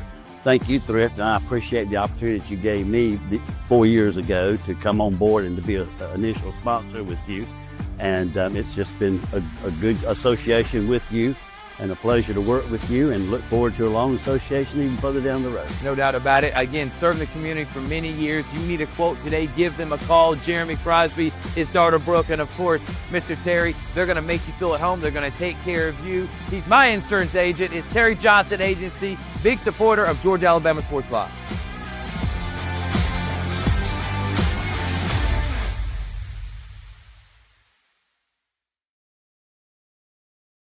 Back here at Choccolocca Park here in Oxford, Alabama. Cooper Favors on the mound, and coming up to the plate is Crow for Gordo. Favors, first pitch is outside for a ball. To the batter, Brody Crow, who is 1 for 1 today with a single. Gordo's only got 3 hits in this game. Well, correction, 4 hits. Scoreboard does say 4 hits. It's a 1-1 count to Brody Crow.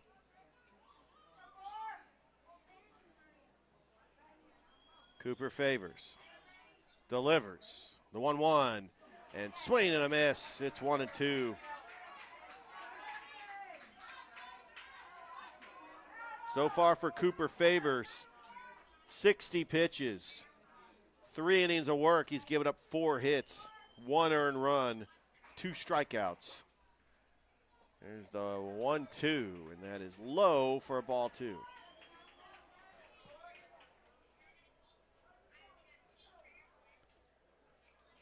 Favors. Gets the sign. The 2-2 to Crow. Outside, running the count full. So it is 3 balls and 2 strikes.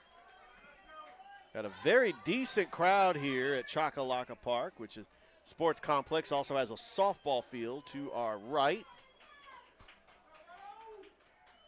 Favors. The payoff pitch to Crow, and that is low, ball 4. And the leadoff walk issued to Brody Crow. He's reached base twice so far today. With that being said, we're going to have Aiden Autry, who's coming in as an at-bat. He came in to pitch in relief, and now he is going to be in the batter's box, really hitting for his cause. Favors from the stretch. And the first pitch to Autry is just missed. It's high, ball 1. Glenwood leads 9-1 after putting up 3 in the first, 4 in the third, 2 in the fourth.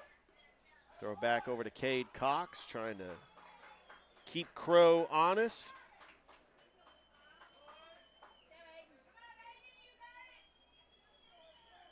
Yeah, Autry actually batting for J.D. Driver.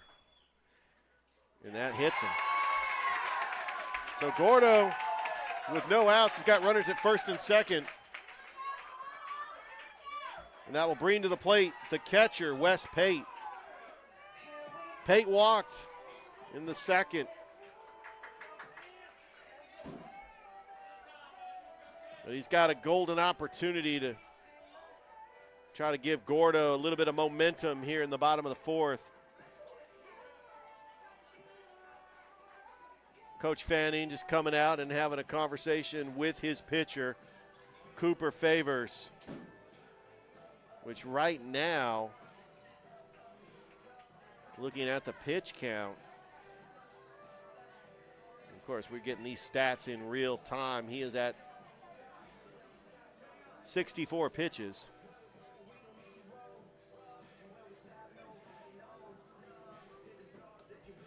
Wes Pate coming into the batter's box.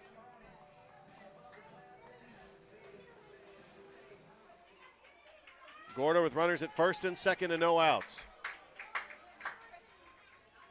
Bottom of the fourth inning.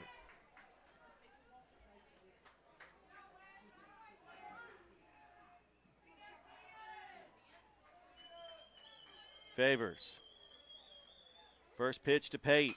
And that's lined into right field. Campbell makes the grab for out number 1. Runner does tag. There's the throw. And it gets by Carter Judah, but a good job backing him up behind third base. The runner does tag. It is 1 away. We have runners at the corners. And that will bring to the plate Levi Brook. 0 for 1 today with a ground out. Batter number 5, Levi Brook.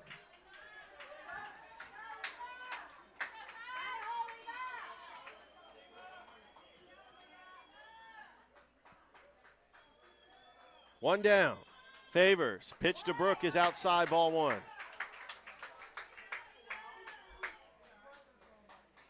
Glenwood, 9 runs on 11 hits. No errors. Gordo, 1 run, 4 hits, 3 errors.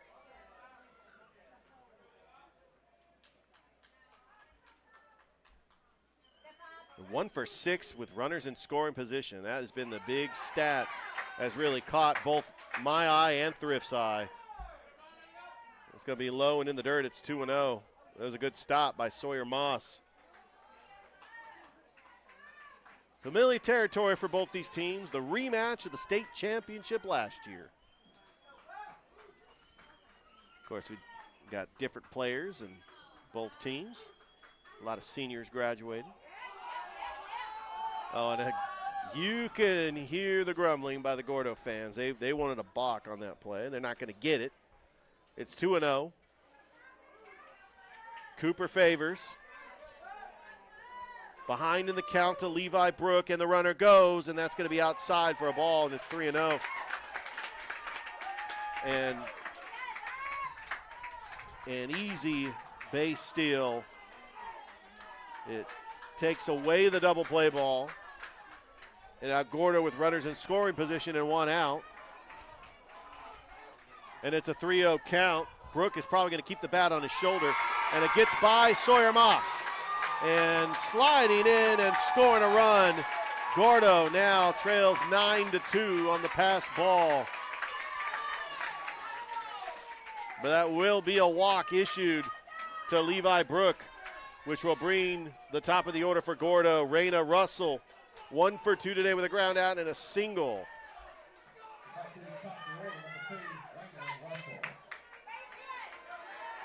Cooper Favors about to hit the 70-pitch threshold. And some of the Gordo fans on their feet. Really getting into this game here in the bottom of the fourth. Favors from the stretch. The pitch to Russell. And that's going to be a stolen base for Gordo. Levi Brook going to take second. And once again, Gordo with runners in scoring position. An electric crowd here at Chakalaka Park.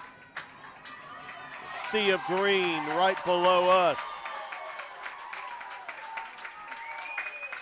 It's a 1-0 count to the leadoff hitter, Raina Russell. Favors from the stretch, the 1-0. It's outside for a ball, 2-0. As you're listening to an audio version of the state championship live from Oxford, Alabama. It's Georgia Alabama Sports Live. It's Glenwood. It's Gordo. It's game one. We're going to have game 2 and game 3 tomorrow, but we're changing the venue. We're going up to Jacksonville State University. Not that far from here. Game 2 and a game 3 if necessary tomorrow. 2-0 count to Raina Russell. Favors the pitch. And that curve breaks in there for a strike. It's 2-1. Glenwood just trying to get out of the fourth with minimal damage as possible. Here's the 2-1. And that's low and in the dirt. It's a 3-1 count to Russell. Raina Russell with a golden opportunity with a hitter's count to try to push in some more runs for Gordo. Favors, 3-1 delivery. Right down the middle for strike 2, and it runs the count full.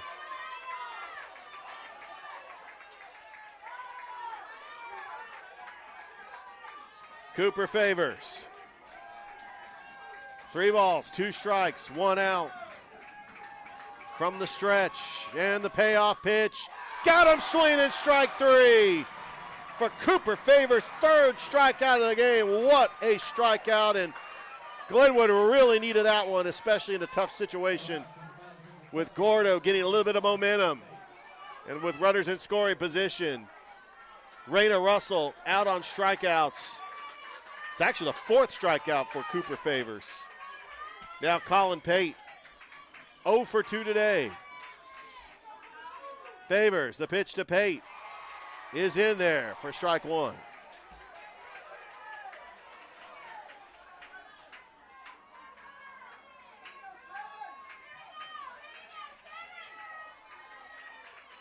Cooper Favors from the stretch, the 0-1 to Pate is low for ball 1.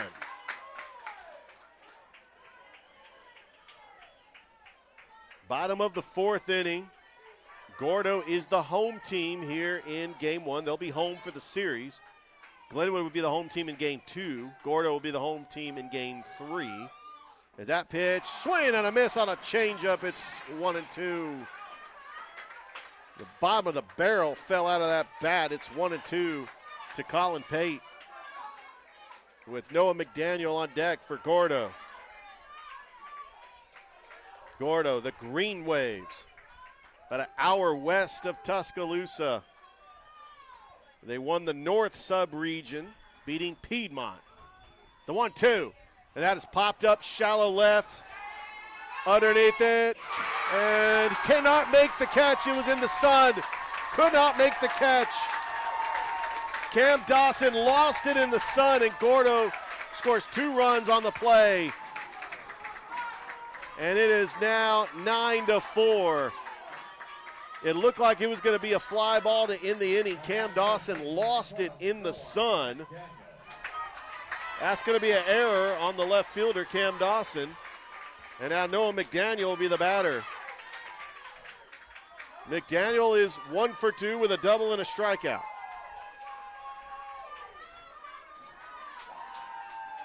Runner at first base, and the pitch to McDaniel is outside for ball 1.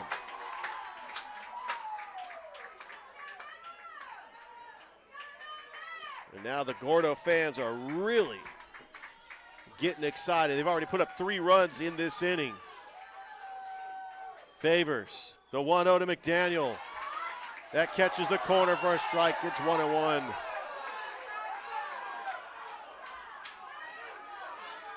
Cooper Favors at 81 pitches.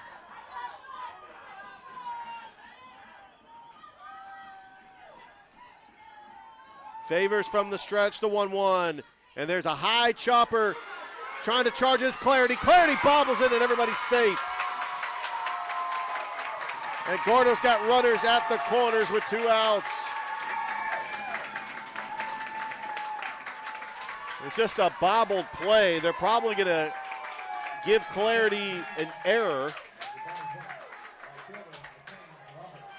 And now McCain Robertson, the batter. He's 1 for 2 today, a ground out and a double. 9-4 is your score. Glenwood on top, but Gordo threatening here in the 4th.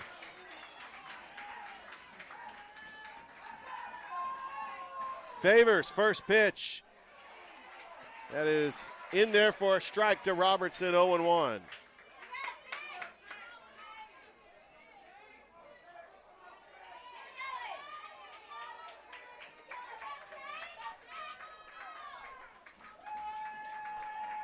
Gordo led by their coach, Jonathan Pate. Glenwood led by their coach, Tim Fanning. The 0-1. And that's in there for strike 2. And you could just hear the Gordo fans gasping on that one. It was a very close pitch, but the umpire calls it a strike anyway. McCain Robertson down in the count, 0-2.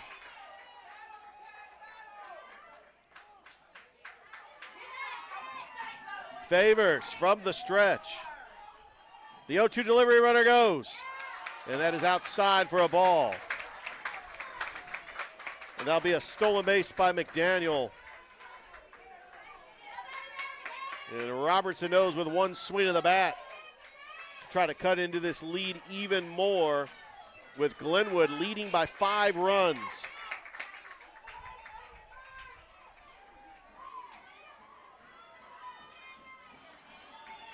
One ball, 2 strikes, and the pitch. That's lined into center, and that's going to fall for a base hit. 1 run scores. It's now 9-5. And the Glenwood, the Gordo bats coming alive here in the 4th. Out comes Coach Fanning. That might be all for Cooper Favors. He's at 85 pitches. And that will be all for Cooper Favors, as he is responsible for the runners on base. Final line totals for Cooper Favors: 3 2/3 innings, giving up the 2 earned runs and 4 strikeouts. But his day will be done. We got a new pitcher coming up here in the bottom of the fourth inning. Glenwood leading Gordo as you are listening to the AHSAA 3A State Championship live from Oxford on Georgia Alabama Sports Live.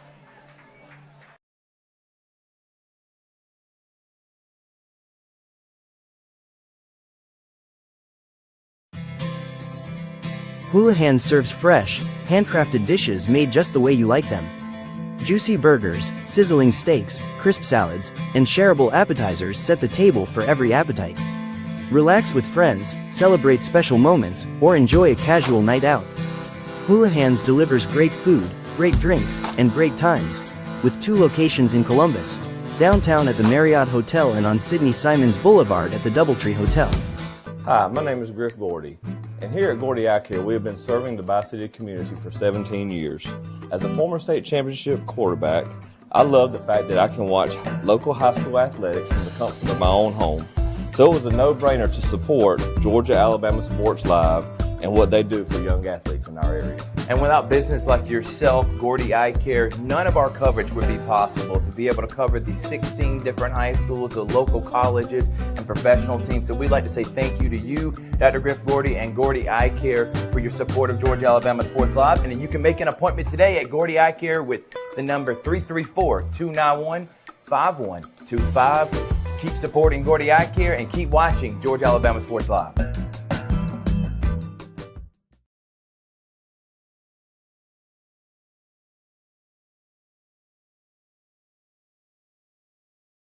Are back. The new pitcher on the mound is Peter Spikanis, the lefty coming in, facing Bennett Troll. 0 for 2 today. He would like to get things going here with a 2-out rally here in the bottom of the 4th inning. The fans are on their feet here at Choccolocca Park. Bennett Troll, the lefty on lefty matchup. Spikanis starts him off with a strike. It's 0-1.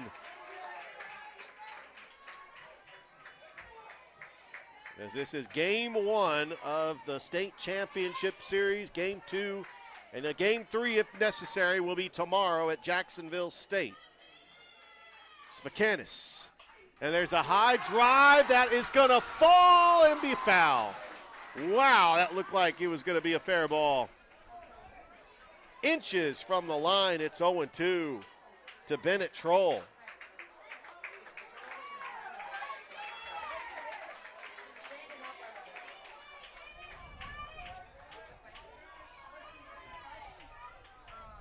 No balls and 2 strikes, 2 down. Runners at the corners for Gordo.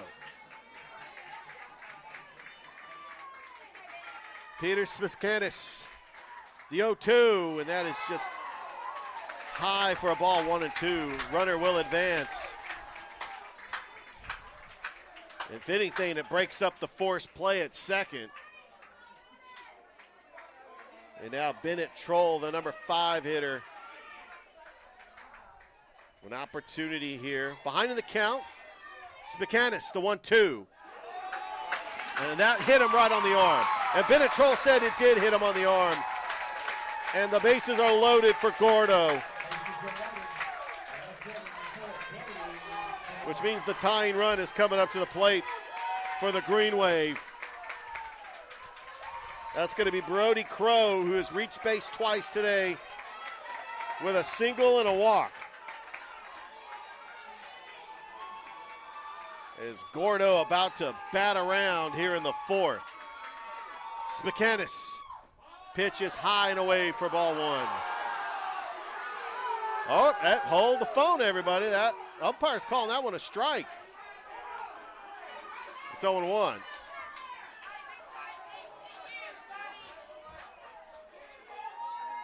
Spikanis, the 0-1. High and away. It's 1-1 to Brody Crow. Gordo was waiting all year for this moment to be back in the state championship after a disappointing, heartbreaking loss to Glenwood. The 1-1. Swing and a miss. It's 1-2. What a pitch there by Spikanis.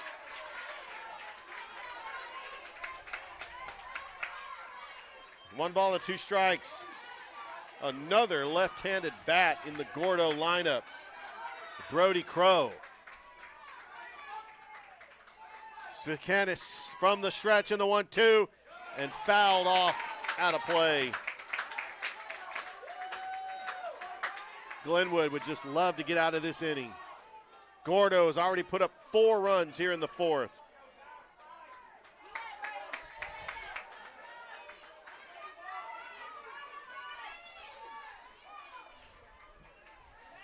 Svikanis. 1 ball and 2 strikes, 2 down. The bases are loaded here for Gordo. And the pitch. That's in the dirt. A good stop by Sawyer Moss. It's 2-2. So Glenwood with 9 runs off 11 hits and 1 error. Gordo, 5 runs off 6 hits and 3 errors. They've already put up 4 here in the 4th. And now a 2-2 count to Brody Crow. Svikanis, the 2-2 delivery. And that's lined right at the shortstop. Trey Clarity for the catch to end the inning. But Gordo strands the bases loaded. They put up 4 here in the 4th. And we go to the top of the 5th inning. Glenwood leading Gordo 9-5 as you are listening to the AHSAA 3A State Championships Game 1 live in Oxford on Georgia Alabama Sports Live.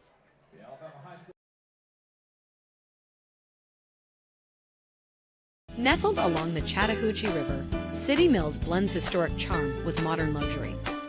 Stay in boutique-style rooms designed for comfort, just steps away from fine dining at Millhouse Kitchen and Bar.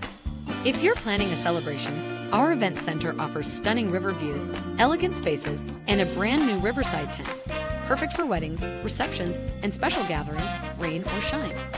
Whether you're here to relax, explore, or create lasting memories, City Mills is where history meets hospitality. I'm Mike Costello, and this is what we do. Car wrecks. Yes, car wrecks. So call or text us today or visit us at mycostellolawfirm.com. Costello. Car wreck. Car wreck? Costello.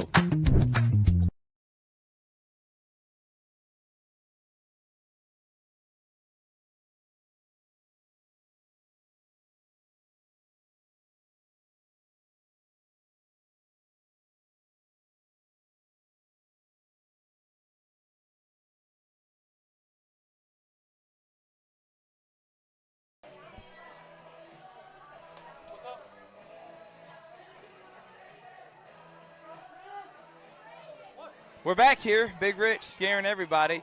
Just froze on me. Didn't know we were back on air or not. It's like you didn't breathe. I'm literally out of breath right now, Rich. You literally said freeze, and I did that. How about that half inning, Rich? 4 runs by Gordo to get back in this and make it interesting. 9-5 here. Top of the 5th as Carter Judah will be up the bat for the Gators. Well, guess what, Thrift? He's been on base all 3 times. 2 for 2. 2 singles and a walk, and a run scored. Judah's been great. Glenwood has 11 hits. They got to get some of those runs back. They gave up 4 runs in that inning. Still in those runs. Runners in scoring position. Gordo's 2 of 10 as Judah keeping up with the hot bat. It is sizzling. That's 3 for 3. He gets on with a leadoff single. But Glenwood is 6 of 9 with runners in scoring position, which is why they lead by 4. Yeah, and they know after giving up those runs in the 4th inning, their bats have been so hot, they have a chance to get those runs back.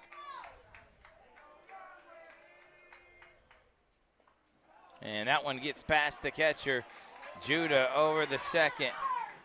And he will be in scoring position for Cam Dawson. Dawson, who is up to bat right now, 0 for 2 on the day.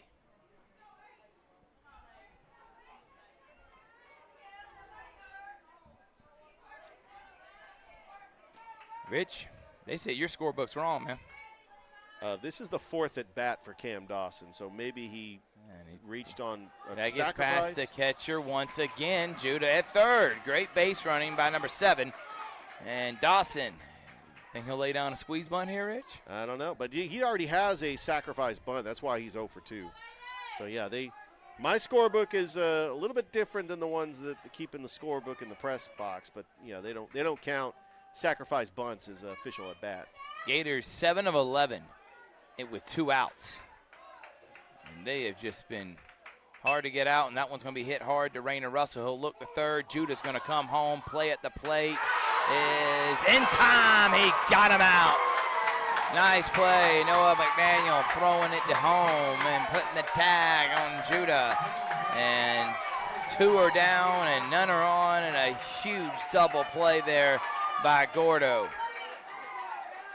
Incredible 6-3-2 put out on the double play. What do you call that, Big Rich? 6-3-2.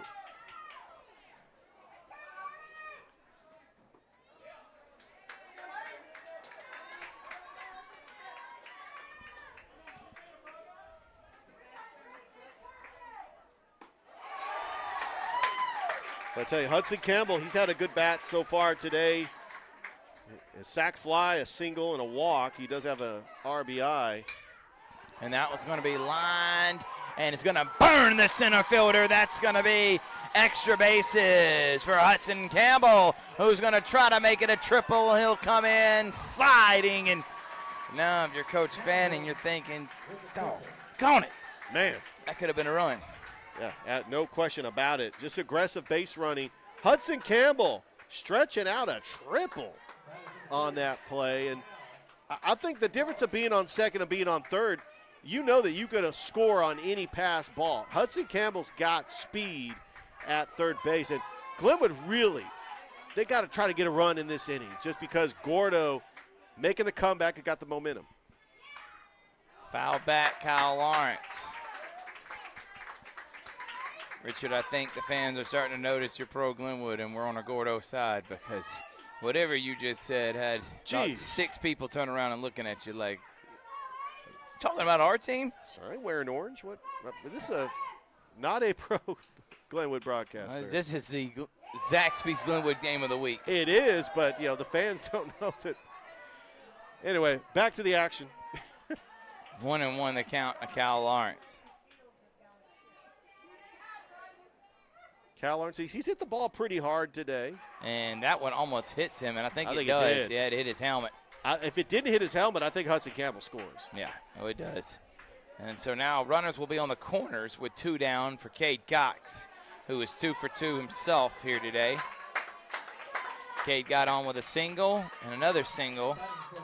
Reached on an error. He's got on all 3 times.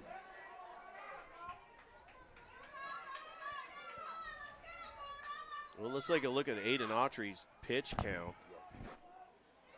Yeah, it's definitely, he's been pitching 3 innings so far, so he's got to update it.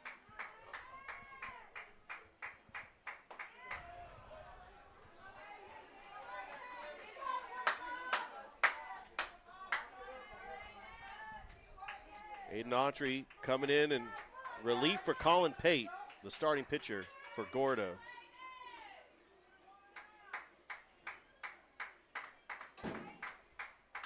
And that one's going to be hit past the first baseman. It's going to bring in a run, Cade Cox. And rounding to third, Lawrence slides in, and it's 10-5, Gators on top. What a hit by Cade Cox. Pulled the ball into right field. We still have runners at the corners, and with 2 outs, Glenwood really needed that one just to kind of give him a little bit of cushion after Gordo scored 4 in the 4th.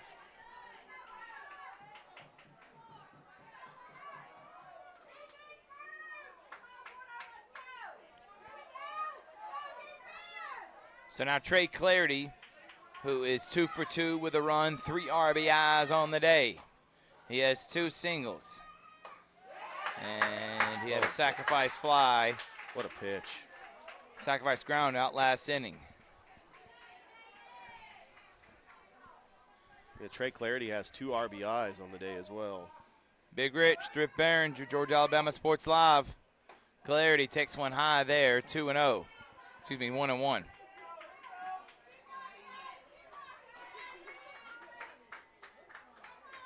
Audio-only version. That's all we could do, but we're going to give you coverage. We were not going to be denied here on Georgia Alabama Sports Live. 1-1. And that one's going to be lined deep and catching it on the run and diving. No, he got past the center fielder. He didn't hold on to it. That's going to bring in 1 run, make it 2. That's going to be 3 bases, and the Gators are going to be up 12-5. Trey Clarity, have yourself a day. That is 4 RBIs on the afternoon for Clarity. The center fielder, Hewitt, made a great diving attempt there, Rich. It's a good play. But not able to hold on to it. And Glenwood puts 3 more this inning. And they go back up 7. Thrift, it's 390 to straight center. Trey Clarity roped that one. It was in the deep part of center field. Good diving effort by Hewitt, though. Wilkinson takes it high. That is 14 hits for the Gators. And I'm going to keep emphasizing this. Runners in scoring position, 8 for 12 now. And with 2 outs, the Gators are 10 for 14. They're batting .700 with 2 outs. Oh, my. That's a crazy stat. 15 of 24. Got more hits than outs.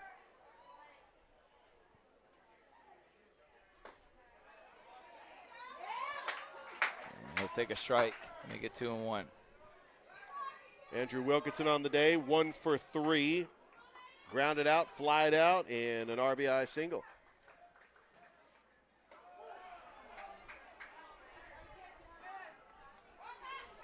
Wilkinson, 3-1 count. The Boudreaux. That's what they call him, Rich. That's Boudreaux Wilkinson. Boudreaux. The Boudreaux. Nice. The Boudreaux.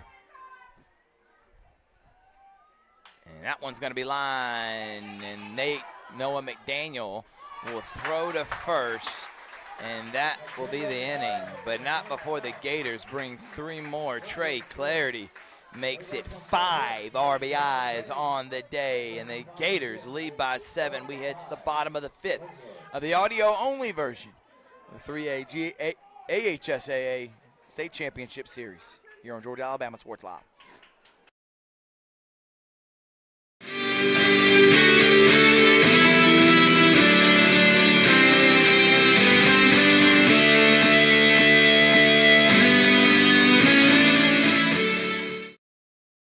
Hi, my name is Griff Gordy, and here at Gordy Eye Care, we have been serving the Bi-City community for 17 years.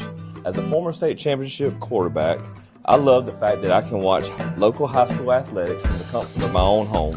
So it was a no-brainer to support Georgia Alabama Sports Live and what they do for young athletes in our area. And without business like yourself, Gordy Eye Care, none of our coverage would be possible to be able to cover the 16 different high schools, the local colleges, and professional teams. So we'd like to say thank you to you, Dr. Griff Gordy, and Gordy Eye Care for your support of Georgia Alabama Sports Live. And then you can make an appointment today at Gordy Eye Care with the number 334-291-5125. Keep supporting Gordy Eye Care and keep watching Georgia Alabama Sports Live.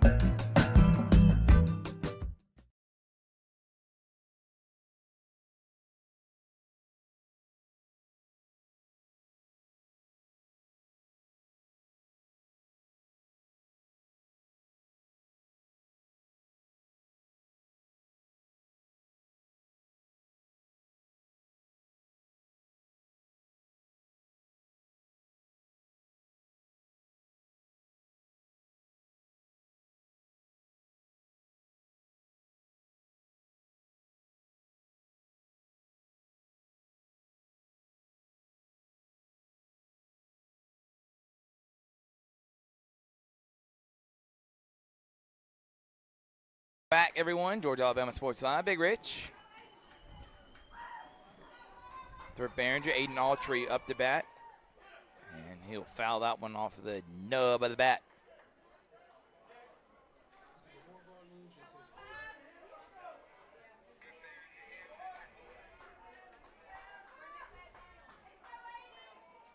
Yeah, Gordo is the home team for game 1. They'll be the home team for game 3. And whether or not you agree, like their record, that's the reason why they're on the other side of the bracket. They're in the North region. Glenwood was in the South region. Yes, Glenwood was the defending champions, but that's just how the way the bracket worked. Now 0-2, Spikanos. High and away for a ball, and it is 1 ball and 2 strikes. Peter Spikanos. Spikanos. Yes, I had to. Richard he practiced it over and over again. I said that about 10 times. He was not going to mess it up. No. Oh, right. What to Judah. Carter Judah, no problemo there. Heads up. Yep. It's a loud first out for Carter Judah. We got Wes Pate coming up to the plate. He is 0 for 1, a walk and a line out to the right fielder. So if Spikanos can have a big inning here, just trying to keep his pitches down to a minimum, that's going to build a lot of confidence for Glenwood. As there's a swing and a miss by Pate. It's 0-1. As Glenwood was able to put 3 runs up in that 5th inning. They now lead 12-5.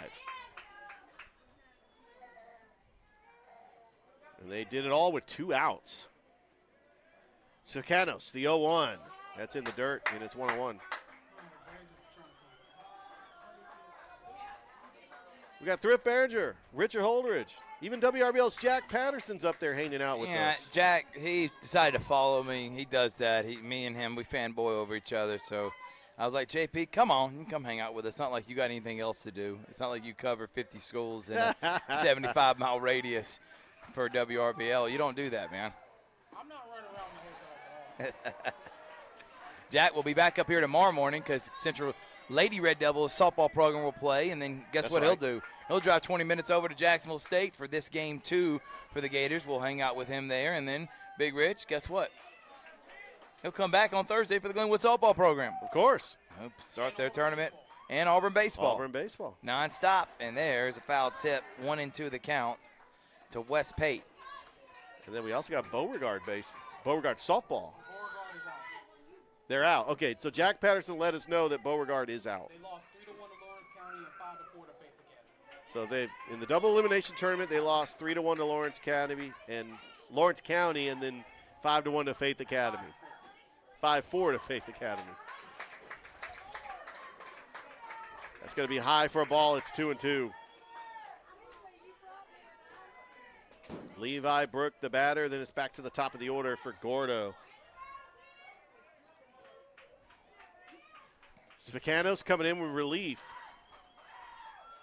And that all-speed pitch just misses Rich. Oh, that was a good pitch. Thought he frozen there. Thrift. Full count. Well, man, that pitch was so close. Wes Pate 0 for 1 on the day, Rich.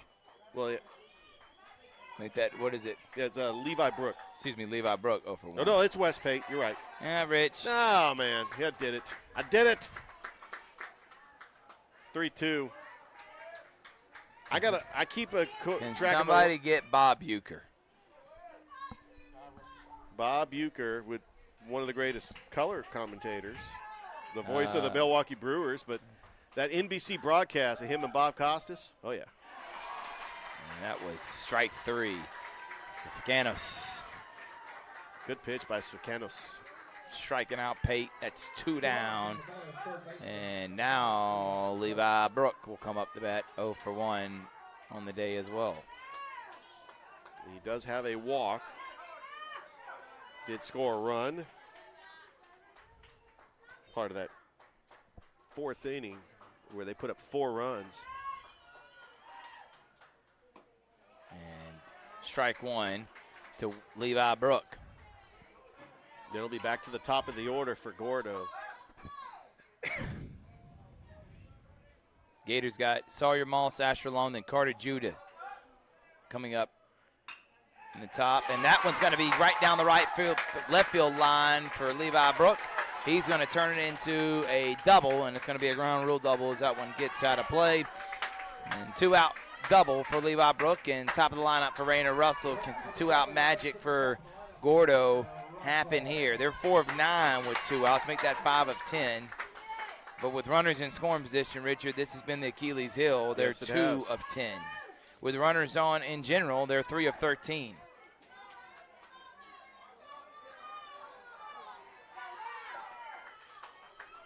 Raider Russell 1 for 3 today with a single, ground out, and a strikeout. And that one's going to be hit to Cal Lawrence. Cal Lawrence, backhand play, sliding, throw to first, in time, that is smooth as the other side of the pillow. And Cal Lawrence says, all right, enough of that. We'll head to the top of the 6th in Game 1, best of 3, 3A AHSAA State Championship. Glenwood, Zaxby's Game of the Week on Georgia Alabama Sports Live.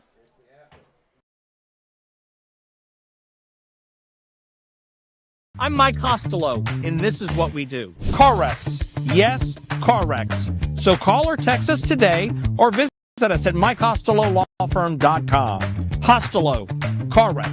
Car wreck, Costello.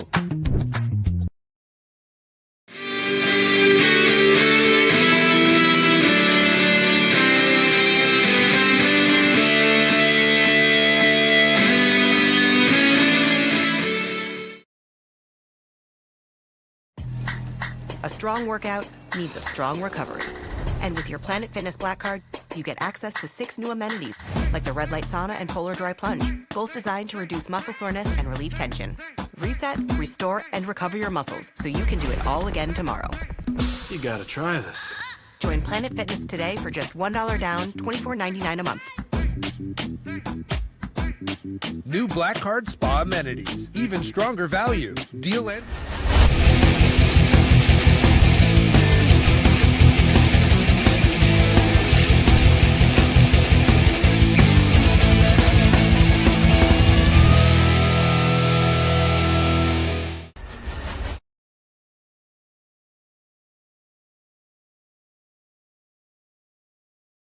Top of the 6th inning back here at Chakalaka Park here in Oxford, Alabama. Sawyer Moss going to lead things off for Glenwood. Aiden Autry on the mound for Gordo in the first pitch. Sawyer's 1 for 2. He's got a sacrifice RBI. And then singled back in the 4th. 0-1 count to Moss. High and inside. It's 1-1. Aiden Autry came in relief for the starting pitcher for Gordo, Colin Pate. The 1-1 is low and away. 2-1 to the catcher, Sawyer Moss. And the 2-1 pitch, and that is lined, and that's going to be into center field for a base hit. The Gators have just been living on these line drive ground ball and hard hit ground balls all game long, Rich. And that one, good attempt by the second baseman, but just hit too hard, too fast. And that is the 16th hit for Glenwood. Nate Malone's going to come in for pinch running. The speedster, you're talking about someone that can fly. You see him on the football field. He had that game-winning touchdown against Lee Scott this year. You remember that for a region championship? The classic game between their rival, which they did defeat Lee Scott here in the baseball playoffs in the semifinals last week. Throw, and Malone gets back in time. We got Asher Long coming up to the plate. He is 1 for 3 today. Malone at first. Autry, first pitch to Long, and that is high, and it gets by Pate, the catcher. Malone's going to have an easy stolen base on the pass ball. Wild pitch. Probably going to be listed as a wild pitch in the stats. Yeah, he was going to have it stolen anyway. Yeah, there's no question about it. He's got a good jump, too. Got great speed. That's why he's a pinch runner. It's a 1-0 count. To the number 9 hitter, Asher Long, with the top of the order coming up. Autry checks Malone. Long pulls back the bunt, and rightfully so. That's going to be inside for ball 2. Might have got it's close to being a foul ball, but Asher Long pulled it back just in time. You're going to try to bunt again. 2-0, and pulls that back, and that's going to be a strike. He's trying to bunt Malone over to third. He's got a favorable count. It's 2-1 here with no outs. Autry And Long showing bunt, pulls it back. Pate gets away from him. Malone, easy steal on the pass. He gets such a quick jump. That speed is, our guy DJ Jones likes to say, phone book quickness. Phone book quickness. Phone book, not phone book. Because what phone book is quick? Phone book. No, phone booth. Phone booth? Quickness. Phone booth quickness. You're in a phone booth that's very small, and you're so quick you can get out of that. That was the point, and I butchered it. I did too. Just a high fly ball, and we're going to see the speed here. Makes the catch. Malone tags. Here's the throw to the plate, and that's going to be an easy sac fly for Asher Long. I wouldn't even attempted it. That's Nate Malone out there on the base path. Yeah. We're not talking about someone that is slow. We're talking about someone that's running a 4.40. Yeah, good luck trying to throw him out. We don't have Andrew Jones out there in center field with a rocket, or Henry Rowan Gardner. I mean, there's – all right, top of the order, Carter Judah. He's been on base all 4 times, Thrift. I tell you, if you were playing fantasy baseball, he definitely would be. He would be on my card, yeah, I promise he definitely you that. Would be, yeah. 3 singles and a walk. 2 runs scored. Judah popped up. It's playable. Underneath it, Pate making the catch for out number 2.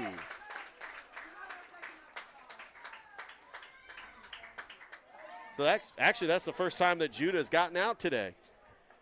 Now Cam Dawson, 0 for 4 today. Last time he was up, he grounded into a double play. I think the biggest thing has been the errors, though, for sure. Early in the game, at this level, you're not expecting errors like that, but the Gators taking advantage of it, and then also having 16 hits, showing why they're one of the more dominant teams and programs. 24 state championships in their history, 12 in the last 20 years, and that's going to be lined in for a base hit. Yep. Make that now 11 of 16 with 2 outs. I'll put him on my scorecard as well. And that was Mac Blair coming in to pinch hit to get that single. Yeah, and this is right around the time where Coach Fanning, he's going to start bringing in some of the pinch hitters. Mac Blair over there with a big lead at first. Autry from the stretch. And the pitch. And that is in there for strike 1.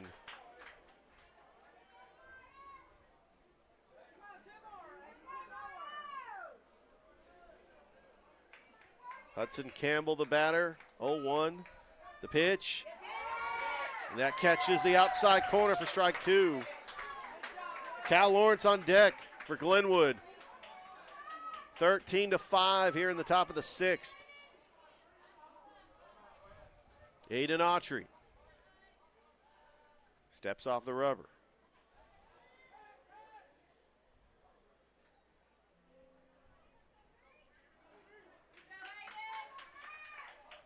Autry from the stretch.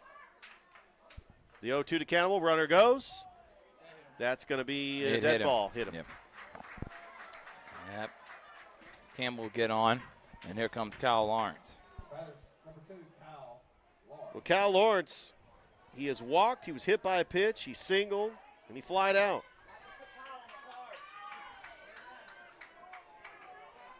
Runners at first and second. Glenwood 13 runs, 17 hits. Only 1 inning where they did not score.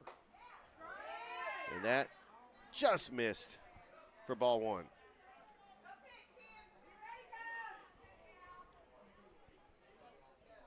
Got the softball state tournament to our right as they have 8 teams, double elimination bracket. Glenwood softball team is going to be here Thursday morning, in fact. The 1-0, and that gets away from Pate, and both runners are going to advance.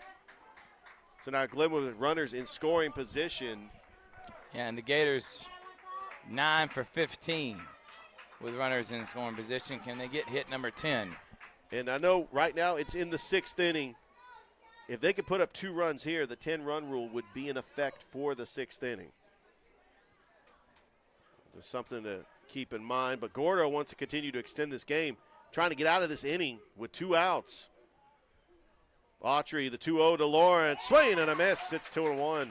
He wanted that one, but a little early. Cal Lawrence with the big bat. He's able to hit it to the deepest part of the field,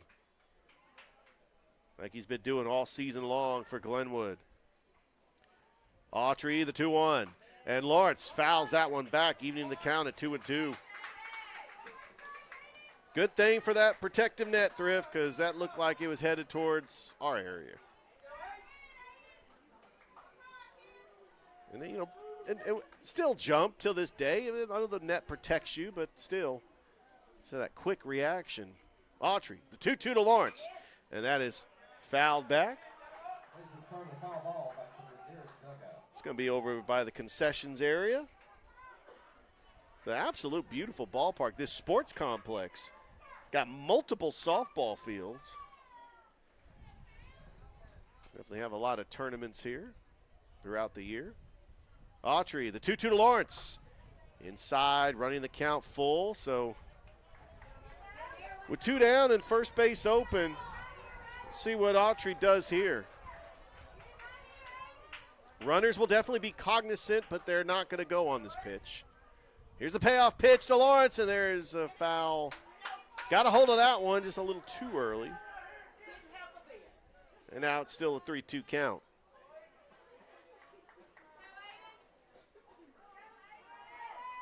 So we had the 2A championship, game 1 yesterday. 4A was earlier today. Here's the payoff to Lawrence, and that's foul back to the screen. We got still to come the 5A, 6A, and 7A state championships. As they spread them out, they start them. You play game 1 in Oxford, you turn around and you play games 2 and 3 in Jacksonville State. That is how the state championships have been for years here in Alabama. Payoff pitch to Lawrence, swing and a miss. Strike 3. Big strikeout for Aiden Autry, and it strands 2 runners for Glenwood. The Gators still lead 13-5, and we are 6 outs away from taking a 1-0 series lead here on Georgia Alabama Sports Live.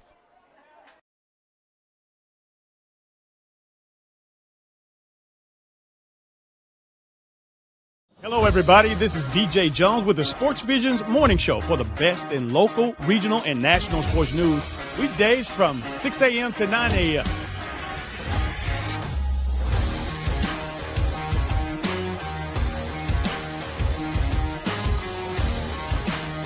You can find the Sports Visions Morning Show on Facebook, YouTube. Also, you can listen to us on Apple and Spotify by typing in the Sports Visions Morning Show, and download the Sports Visions radio app right now in your app store today. We are the only live and local sports talk show in East Alabama, West Central Georgia.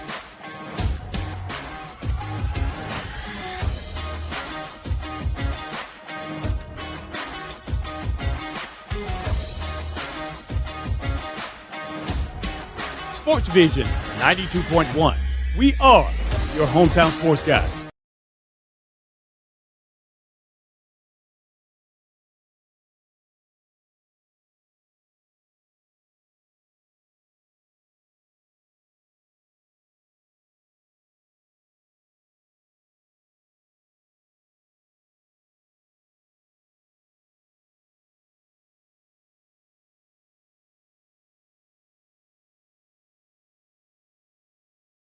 Back here to Choccolocca Park here in Oxford, Alabama. It's the bottom of the 6th inning.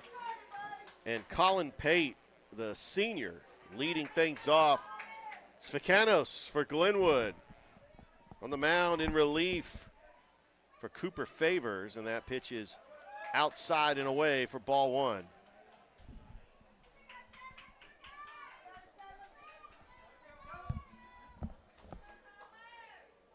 The 1-0. Svekanos starts him off with a strike, gets 1-1.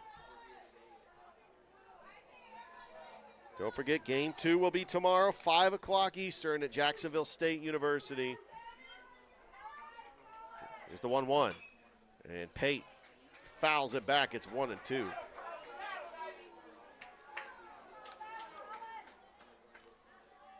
Oh, yeah, tomorrow, 10 o'clock in the morning, we've got the 4A championship, Bibb County and Westbrook Christian. They're going to play a doubleheader at Jacksonville State, the 1-2. So depending on the outcome of that series,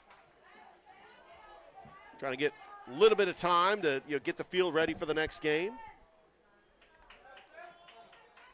Had a little bit of a late start today. Here's the 2-2 to Pate, and that hits him in the back. Pate gets hit by pitch here in the bottom of the 6th inning. And Noah McDaniel going to come up to the plate. Reached on an error, he struck out, and he doubled.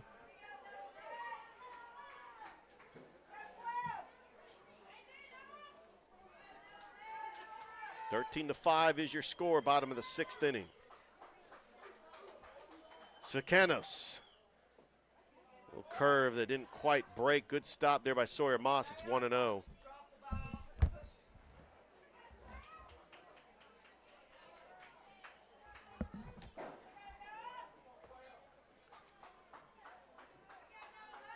Paid over at first. Sakanos. The 1-0 to McDaniel. Runner goes. Throw down, and he got him. What a throw by Sawyer Moss. Big time play by the catcher, Sawyer Moss.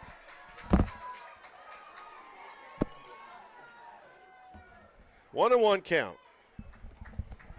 Rich, are you good? I Yeah. mean, we're already having to deal with being on the Gordo fan side. I don't need your attitude either, big man. And that's commentary by Thrift Behringer. Thank you, our fearless leader, Georgia Alabama Sports Live. And it's fouled back. It's 1-2. We've ruffled some feathers because where they have us located, unfortunately, we are on the side of the Well, we have another visitor home. Well, the Gordo broadcast team is on the other side, so they have a. Actually, it's NFHS. It is wasn't at NFHS? Gordo. Yeah, Gordo is somewhere else. Yeah, they are somewhere. They were here last year. The 1-2 just missed. It's 2-2. Hopefully we won't have to worry about that tomorrow at Jacksonville State. They gave us a sweet last time. Sweet. No pun intended. Rich. Oh, man. The corny Pun jokes was intended. continue. It was intended. Yeah, anytime you say no pun intended, it is intended. 2-2. High and above the letters, running the count full. 3 balls, 2 strikes to Noah McDaniel. Sfakanos, the payoff pitch, and that is a drive in the gap, going back, and that's going to be at the wall. And McDaniel has got himself a 1-out double here in the 6th.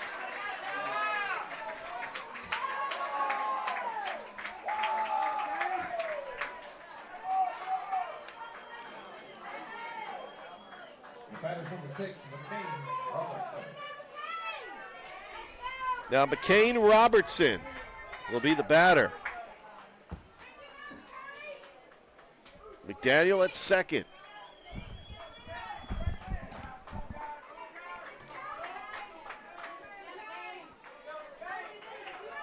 Sfakanos from the stretch. And the pitch to Robertson, and that is popped up. It's playable. Cal Lawrence camps underneath it and makes the catch for out number 2. Sfakanos done a good job coming in here, Richard, and getting the outs. And coming up to the plate, hopefully letting off some steam, is Bennett Troll. Lefty on lefty matchup, Sfakanos against the number 5 hitter, Bennett Troll, here with 2 down. And a runner at second. Payoff or changeup is in there for a strike, 0-1.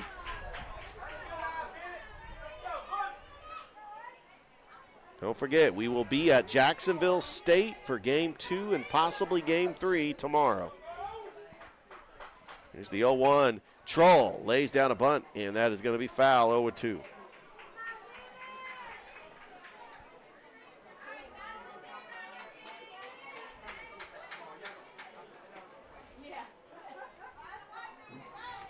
Absolute gorgeous day and great crowd here at Chakalaka Park.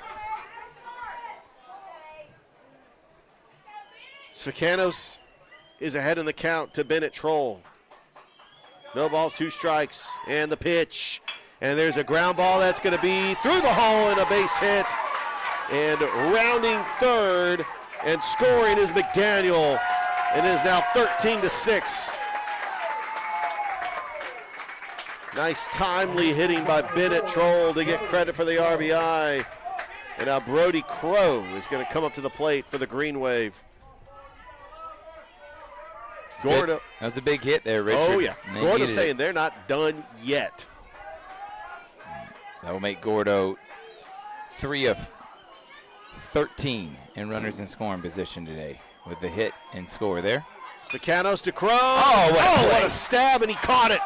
What a catch by Carter Judah. And he is unbelievable. Fired up at that one. How about the reaction? Little fist pumps by little fist pump by Carter Judah to end the inning. Gordo does put up a run, though. We played 6 here at Chocolaca Park. It's 13-6 Glenwood as you are listening to the AHSAA 3A Game 1 state playoffs here on Georgia Alabama Sports Live.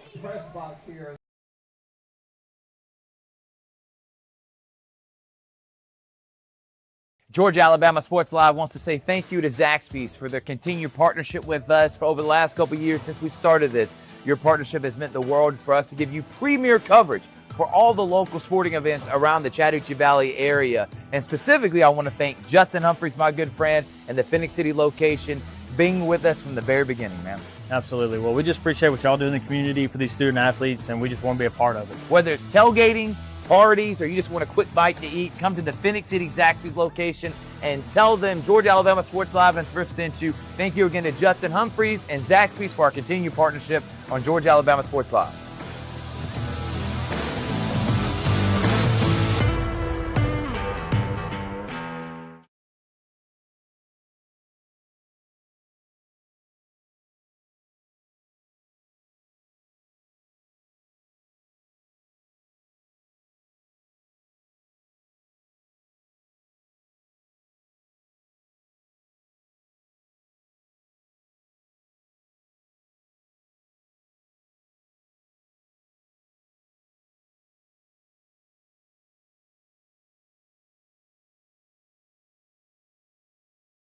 Going to go for state championship number 26.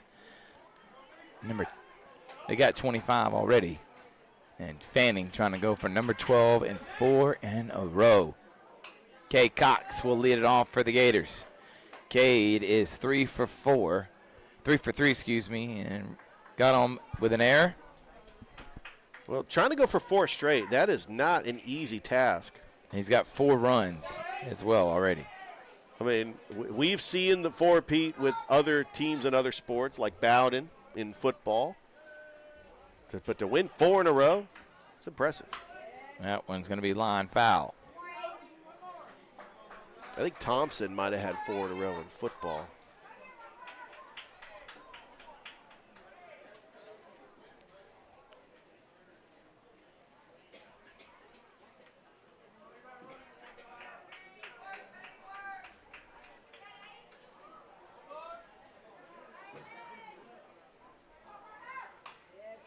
And again, line foul.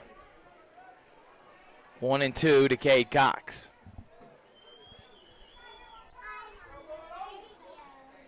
Cox. Is anyone seeing Big Rich? Cade Cox is 3 for 3. Make that 4 for 4. That's going to go past the second baseman, and it's going to be a leadoff single for Cade Cox. And now Trey Clarity will come up to bat. Clarity. Got 5 RBIs, Thrifts. Triple, yeah, he's single. Been great. And looks like a pitching change is going to happen for Gordo.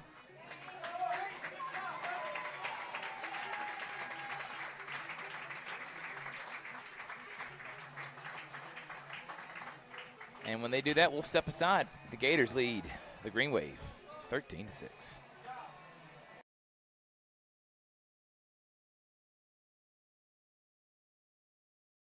I'm Mike Costello, and this is what we do. Car wrecks, Yes, car wrecks. So call or text us today or visit us at MikeHostelowLawFirm.com.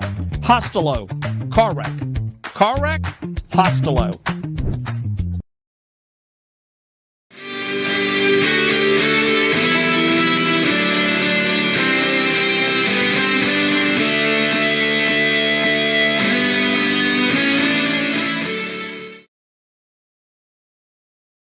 Trucks and more trucks. Check them all out at Glenn Smith and Opelika. Truck Month means huge selection and savings on all GMC 1500s and 2500 HDs. Just look at the selection with great finance rates from 2.9%. Plus giant discounts on GMC Canyon Elevation, AT4s, and Denali's. We've got your new ride ready to roll here at Glenn Smith. Check us out 24/7 at glennsmith.com. Get ready to smile.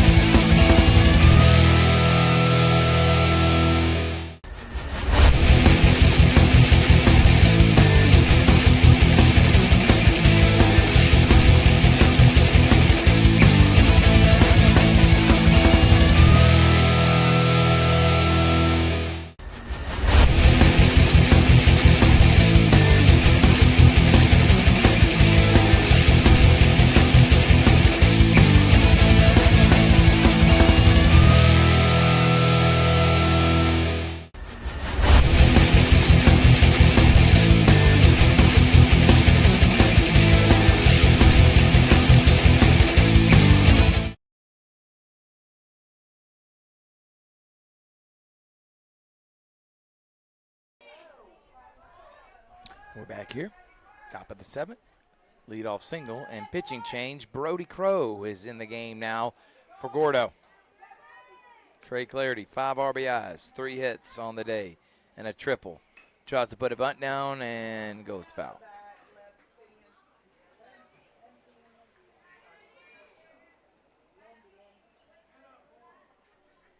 Gordo down by 7 runs. We'll get last at bats in the bottom of the 7th with them being the home team. Game 2 will be tomorrow at Jacksonville State, 5 o'clock Eastern. Expected first pitch.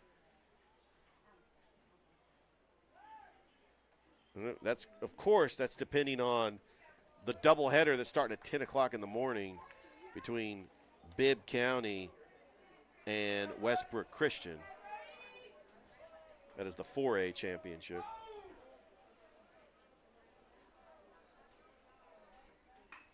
And what a bunt put down by Clarity. He tried to tag him, not able to, throws the first in time for the out. And look at Trey Clarity. That's what leaders do. He's 3 for 3, 5 RBIs, and he's putting a bunt down to move the runner over. Little things that matters in baseball. Boudreaux Wilkinson will come up to bat now.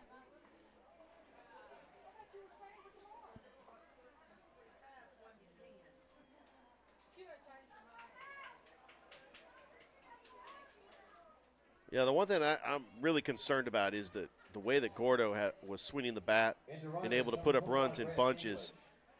You want to try to get every little run you possibly can just to make sure, because Gordo, being the home team, can walk it off. And they are a team that is capable of putting up 7 runs in an inning. So I think it's important that here with 1 out, Glenwood tries to get as much as they can. Wilkinson takes ball 1. Very close pitch, Thrift.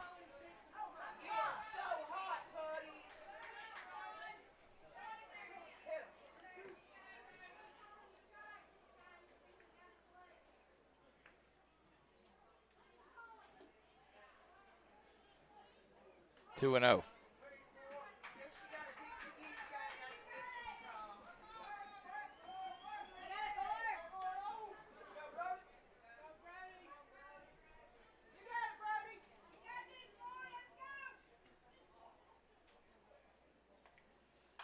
Wilkinson fouls it back, 2 and 1. Yeah, tomorrow we've got the 6A championship here at Chocolaca Park, Spain Park and Hartselle, and then the 1A championship, Fayetteville and Hubertville. Thursday we'll have the 7A and 5A.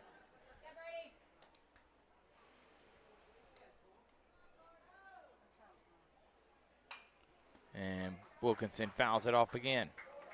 We do have activity over in the Glenwood bullpen.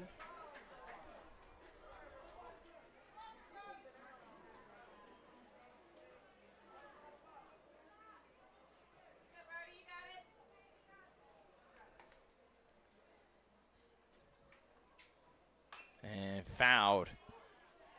Staying 2-2. Great job by Wilkinson battling there.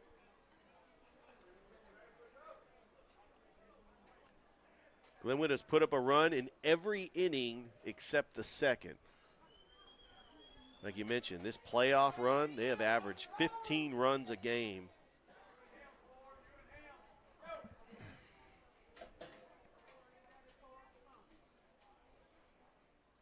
And Wilkinson hits that one high, deep. See ya, Wilkinson touches them all. That's a 2-run blast, and the Gators go up by 9. Big time bat for the left-hander Andrew Wilkinson, and Boudreaux gets all of that one. Touch them all. He knew it was gone once it left the bat. Hey, the PA announcer knew it was gone. He pretty much said it was gone before it left the park. And that's exactly what Glenwood needed, just to give themselves a little bit of cushion against Gordo.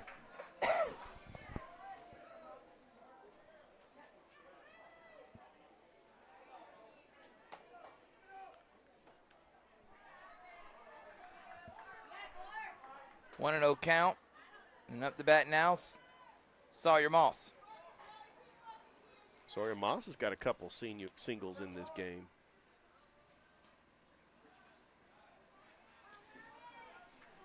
Gators bats are just 15 runs again. Good night. During this current 6-game winning streak. 5-game winning streak. 17-3, 14-2, 13-6, 16-0, 14-3, and it's now 15-6 in the state championship. Remember last year. And remember this, Rich. This is all happening in the Elite 8, semifinals, right, and now in the state. It's not early in the year. It's not early in the playoffs. This is deep in the playoffs they're doing this. And another walk. And the difference between this Glenwood team and Glenwood teams in the past, Glenwood would rely on their pitching to really carry them. Jacob Page, Tyler Sykes, Mason McCrane, dominant, big-time pitchers with physical presence on the mound. They still got great pitching, but it's their offense has been better than ever because they've been doing the little things. They don't have the power hitting like they've had with the Mason McCrane in the past, but they've been able to manufacture runs by playing small ball.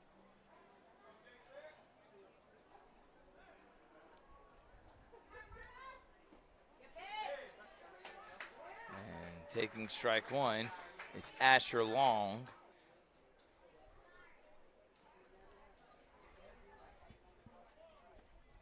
Asher Long's got 2 RBIs on the day, a single and a sac fly. And he'll watch that one low on the outside, 1-1.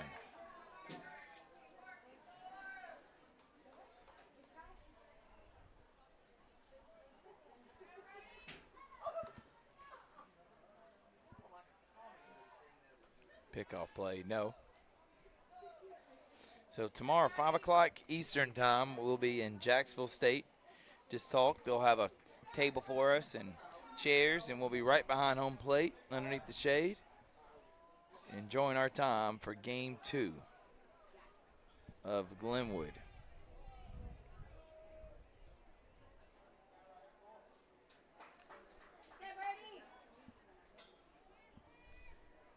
One.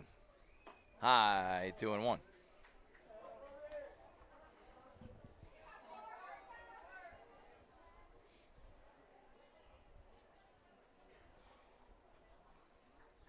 Tonight we have Pacelli Boys Soccer on Georgia Alabama Sports Live. They will be hosting as Malone's gone. Swing and a foul by Long. Yeah, they're taking on Fulton Science Academy. They're able to win that. They'll be hosting Tallulah Falls this weekend. Pacelli girls won last night, and they were going to be at Stratford on Friday, the #1 seed. And the Brookstone boys are going to be hosting Mount DeSales. On Thursday, we'll have that. So hopefully we can have an all-Columbus Brookstone-Pacelli state final. 2-2. Popped up.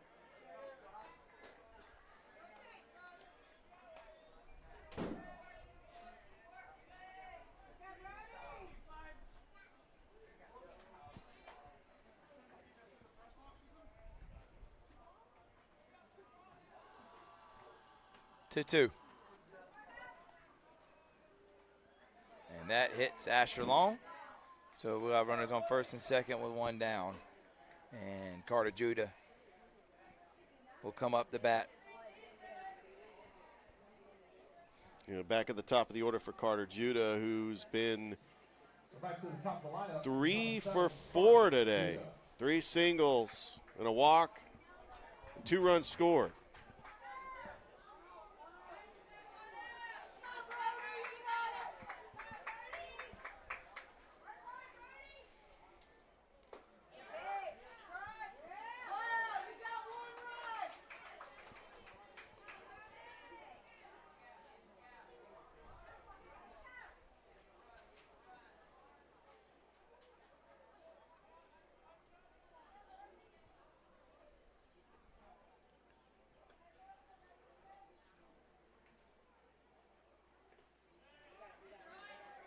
Malone will move. We'll have runners on the corners with a wild pitch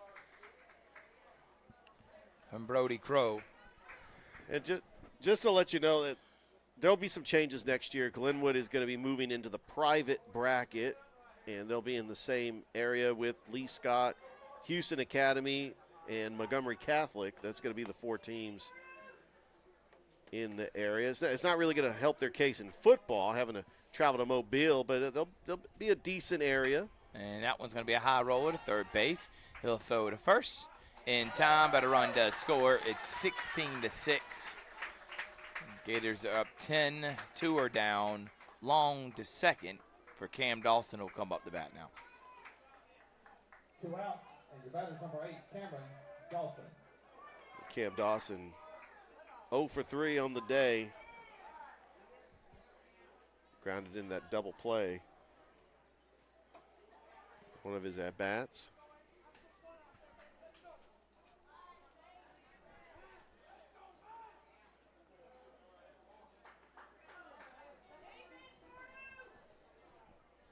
That one's in the dirt. That's Rich. Hey, also, Rich, tomorrow we'll have the Sports Vision morning show. Yes, we will. And then right after that, guess what? 10 o'clock, ribbon cutting ceremony. Ribbon cutting Russell County. That breaking in their new facility, man. Brand new. You'll be there. I'll be there, Rich. And then guess what? I'm going to hightail it. To Jacksonville State. You got a signing day at Jack Patterson's alma mater tomorrow afternoon. And you are going to be at the call for Jacksonville State. I think Mike Frost is joining it too, or possibly. Maybe.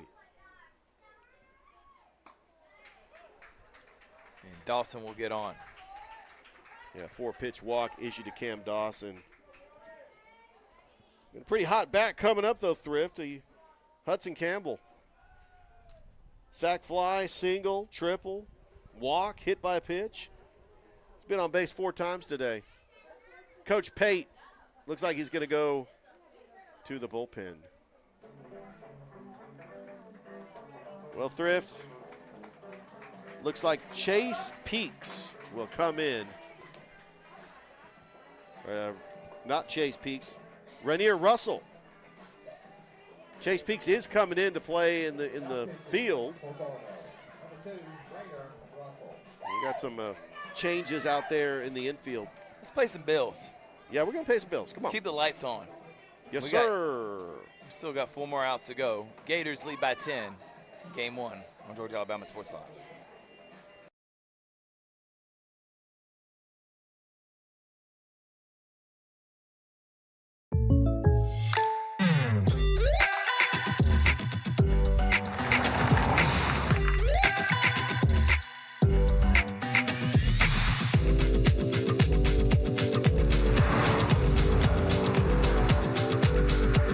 For your surprisingly great rates, Contact your local State Farm agent today.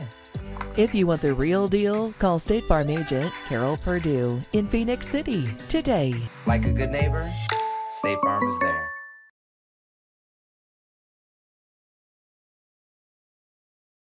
Hi, my name is Griff Gordy, and here at Gordy Eye Care, we have been serving the Bi-City community for 17 years. As a former state championship quarterback, I love the fact that I can watch local high school athletics from the comfort of my own home. So it was a no-brainer to support Georgia-Alabama Sports Live and what they do for young athletes in our area. And without business like yourself, Gordy Eye Care, none of our coverage would be possible. To be able to cover the 16 different high schools, the local colleges, and professional teams. So we'd like to say thank you to you, Dr. Griff Gordy, and Gordy Eye Care for your support of Georgia-Alabama Sports Live. And you can make an appointment today at Gordy Eye Care with the number 334-291-5125. Keep supporting Gordy Eye Care and keep watching Georgia-Alabama Sports Live.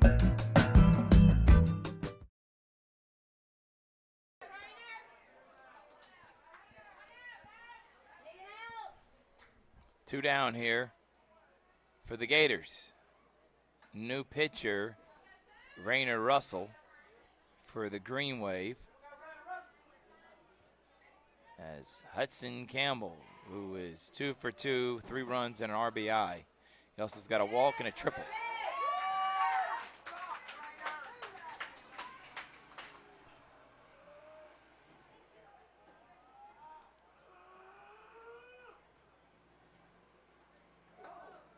Rainer lets that one get away from him, and it's 2-1. You're seeing Gordo. They're not trying to waste much pitching, knowing that they're going to need all they can get tomorrow in a must-win in Game 2. Red English has been that number 2 guy. Asher Long as well. For the Gators, could expect to see either one of those tomorrow. How about Cooper Favors today, though, Rich? Pulling up his stats real quick.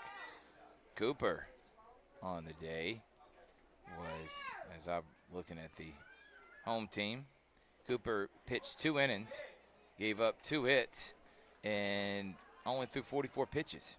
Asher Long threw 44, and Sfacanos has thrown 42, as that's going to be a hit by pitch for Campbell. So the bases are loaded for Cal Lawrence with 2 down. So you still got Favors you can pitch tomorrow. You got Long you can pitch tomorrow. Red English you can pitch tomorrow. Glenwood is in prime position, Big Rich. Yes, very prime position. Remember, 120 pitches per series.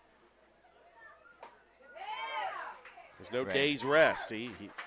Any one of those pitchers can pitch tomorrow.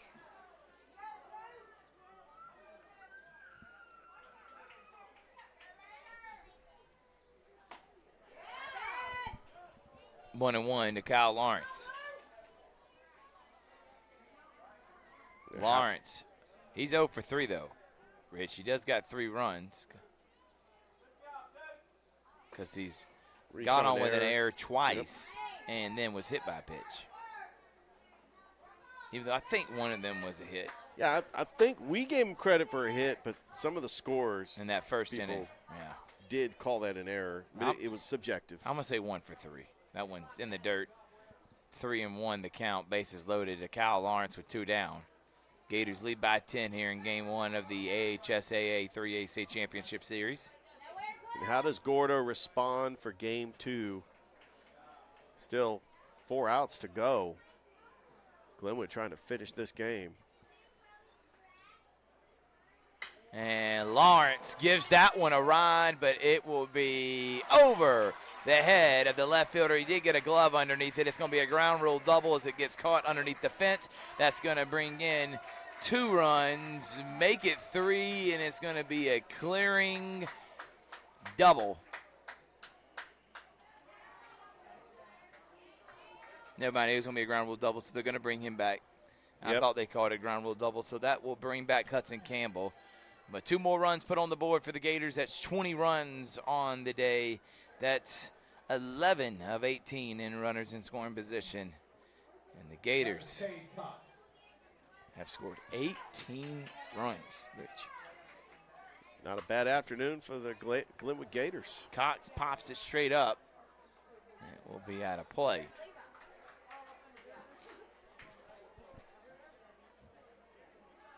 And here's the thing.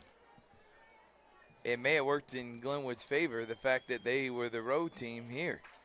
Because guess what in Game 2 they're going to be? They'll be the home team. Now, it sucks for Game 3 if it gets to that, if necessary, that you have to be on the road. But, I mean, you have to be the visiting team, not on the road, but a visiting team. As Cox pops it straight up, it will be in play. The catcher will catch it. But the Gators score 5 more runs.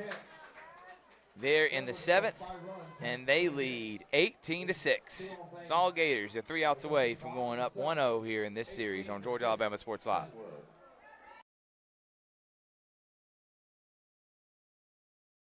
I'm Mike Costello, and this is what we do. Car wrecks. Yes, car wrecks. So call or text us today or visit us at mycostelolawfirm.com. Costello. Car wreck. Car wreck? Costello. Imagine a life-changing injury. Imagine the fear and unknown. The Houston Clinic Sports Medicine Team, the only physicians in the area with advanced certification in orthopedic sports medicine, treats sports injuries with innovative techniques. The Houston Clinic has helped nearly 1 million athletes live without pain. Imagine getting back in the game. Imagine the best game of your life. The Houston Clinic Sports Medicine Team.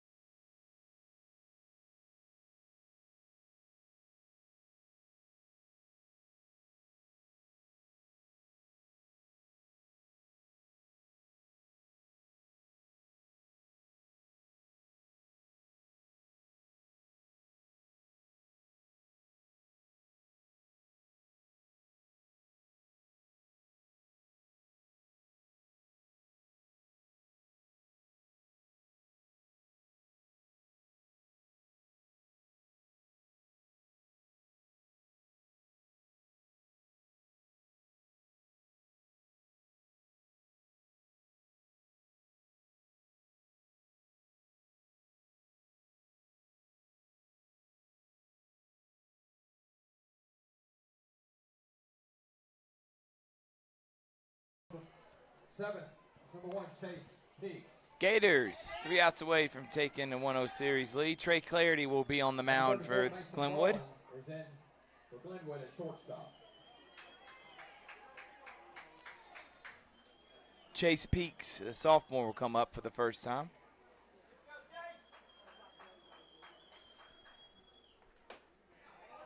Clarity throws it high for ball 1.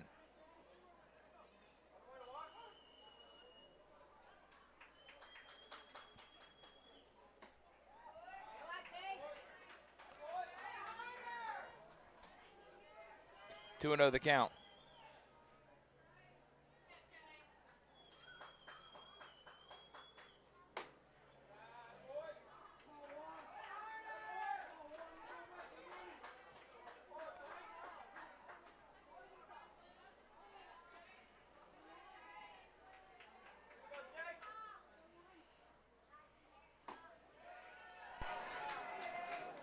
Finally a strike from Clarity, Rich. It's 3-1.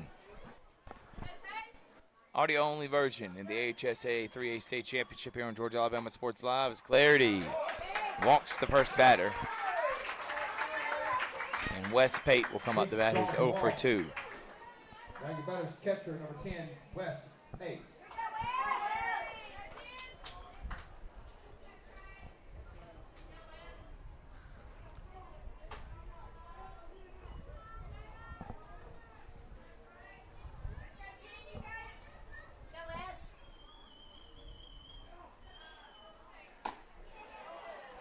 Good pitch from Clarity, strike 1.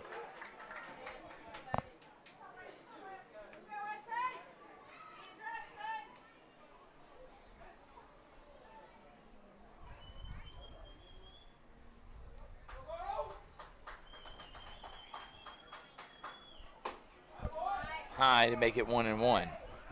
Another good pitch by Trey Clarity, but I'm looking right now, Rich. I don't know player of the game. I mean, whew. Kate Cox is 4 for 4. How about Trey Clarity, who's got 5 RBIs? Yeah, I mean, 20 hits. Oh, that strike two. You can hear some of the Gordo fans not agreeing with that call. At all.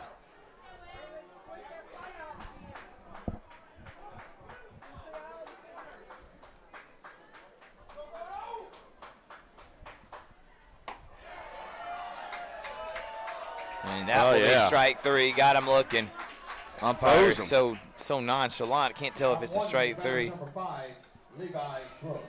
Well, he's kind of late on the calls, though. I mean, some umpires like to be a little theatrical, but we've seen some of the umpires with the chainsaw, and he was just a little nonchalant on that one. You're right, Thrift. By the way, this is the only time in the state playoffs where Game 1 is played on a separate day than Game 2 and 3. Every other series is Game 1 and 2 were on the same day. Oh, that almost hit him. Yeah.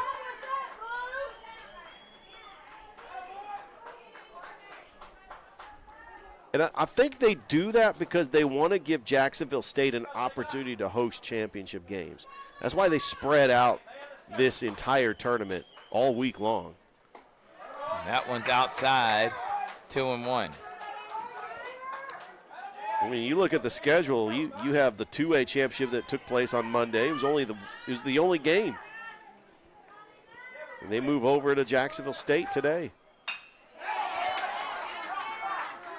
And that will be in for a base hit, first and second, with one down.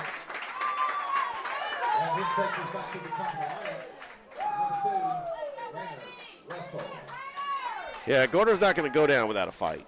This is a very talented team. This was one of the top teams in the AHSAA all year, 32-8 record.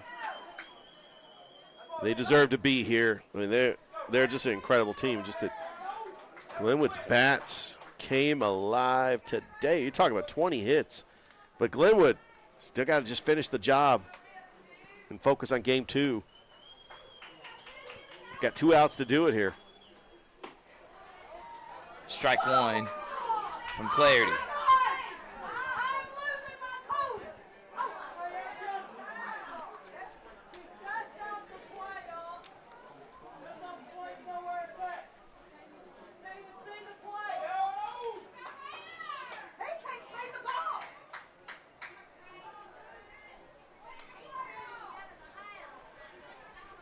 Thrift, we've had a great time in Oxford.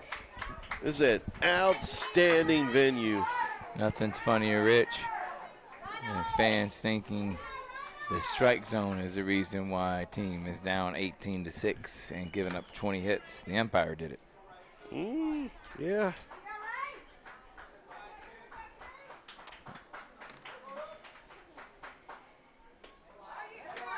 And that will get past Sawyer Moss. Runners will advance, second and third, one down.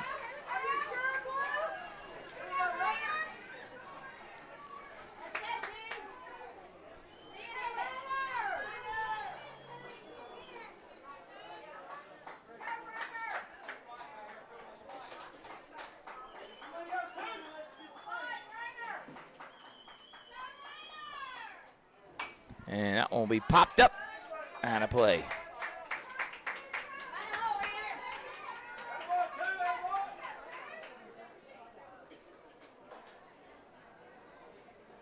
And don't forget our busy lineup on Georgia Alabama Sports Live. We got Game 3, Game 2, Game 3 tomorrow at Jacksonville State here for Glenwood. Brookstone baseball this Friday, doubleheader. Taking on Stratford Academy. Game 3 if necessary on Saturday. Outside, Trey Clarity, 2-2. And also, Synovus Park is going to be hosting 2 classifications of the GHSA state playoffs, state championship. Rain Russell trying to keep the inning going. That one. Strike 3. What a pitch. This umpire, I can't hear him say strike 3, and he again waits 3 seconds for doing the strikeout ring up. And it looked like a strike, but he's already got me a couple times. Yeah, need to talk to him. Like, let's get a little bit more emphatic. Either you got to scream or we can hear you, or give me something. Give me the lawnmower. Give me something to let me know that that was a strikeout from where we are located. And that one's high, 1-0. Clarity, 2 down here in the bottom of the 7th.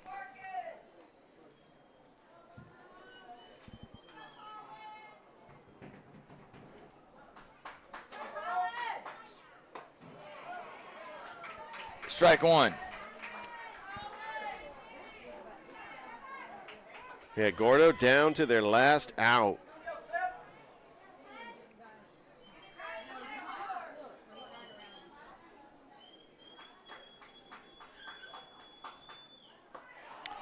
And now they're down to their last strike. 1-2. By the way, we do have a little bit of a break over at the softball field.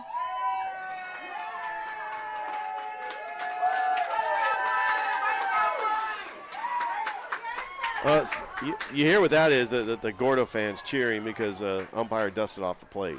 Yeah, they're saying he couldn't see. The little things. It's the little things. Right. That because you know what? The umpire is the one swinging the bat and has 20 hits. Exactly. And umpire's the reason has 5 errors. 2 outs, 1-2 count. High, 2-2.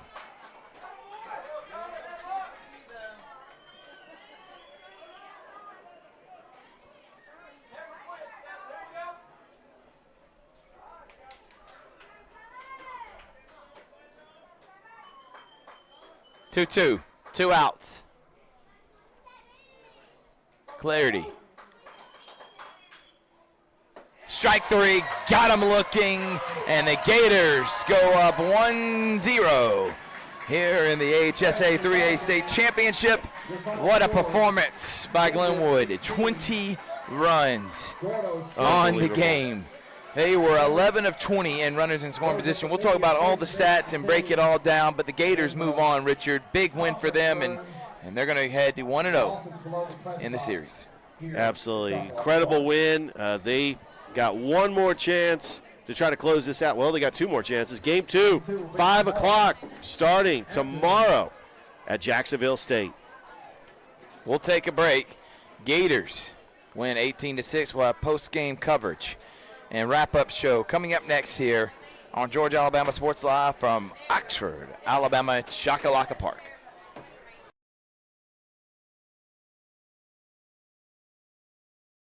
I'm Mike Costello, and this is what we do. Car wrecks.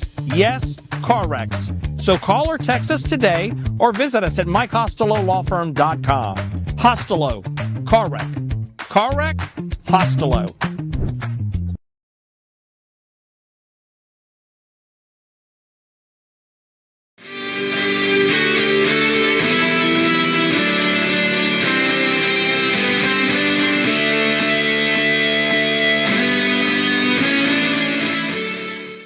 Hi, my name is Griff Gordy, and here at Gordy Eye Care, we have been serving the Bi-City community for 17 years.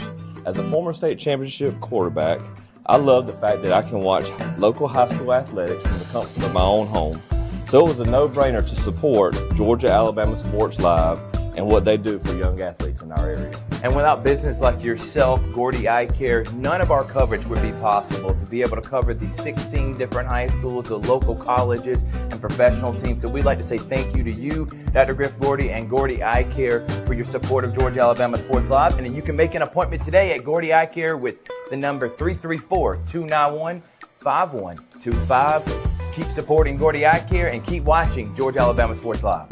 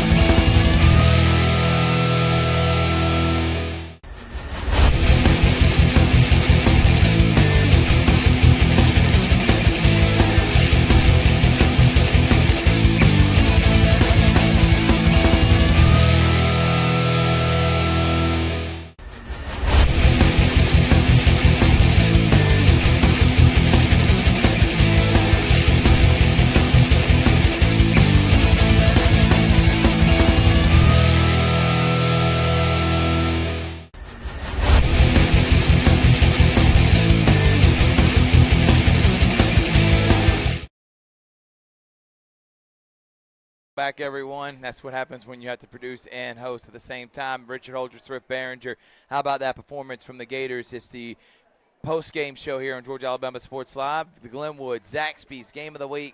Gators able to win Game 1, 18-6, 20 runs there, Richard. I'm looking at the stats right now. That's why I'm looking down, everyone. And runners in scoring position, the Gators were 11 of 20. Runners on base, they were 14 of 25. With 2 outs, they were 12 of 19. They came up clutch in big moments. Everybody had great games. In my opinion, the Alex Quinney All-State Good Hands Player of the Game, Trey Clarity, 5 RBIs. He came in as well and did a great job on the mound, Richard. What a performance, what a domination. And now this makes 6 consecutive games. The Gators have scored 13 runs or more during this winning streak in the playoffs. This has been an incredible performance by Glenwood.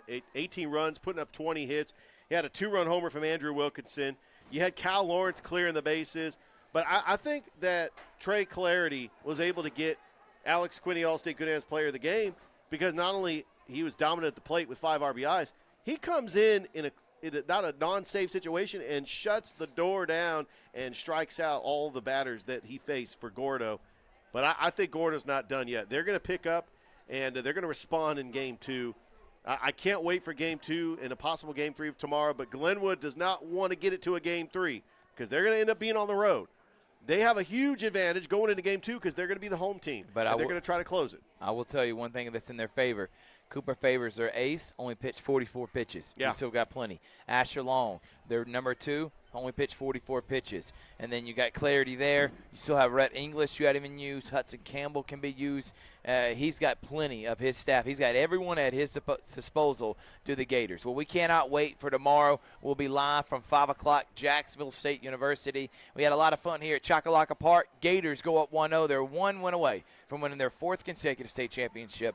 2nd consecutive in the AHSAA, 25th, 26th overall. I keep messing up the number. And 12 for Coach Fanning. Unbelievable. Thank y'all so much for watching. Make sure to tune in to Pacelli tonight. We'll see you next time on Georgia Alabama Sports Live.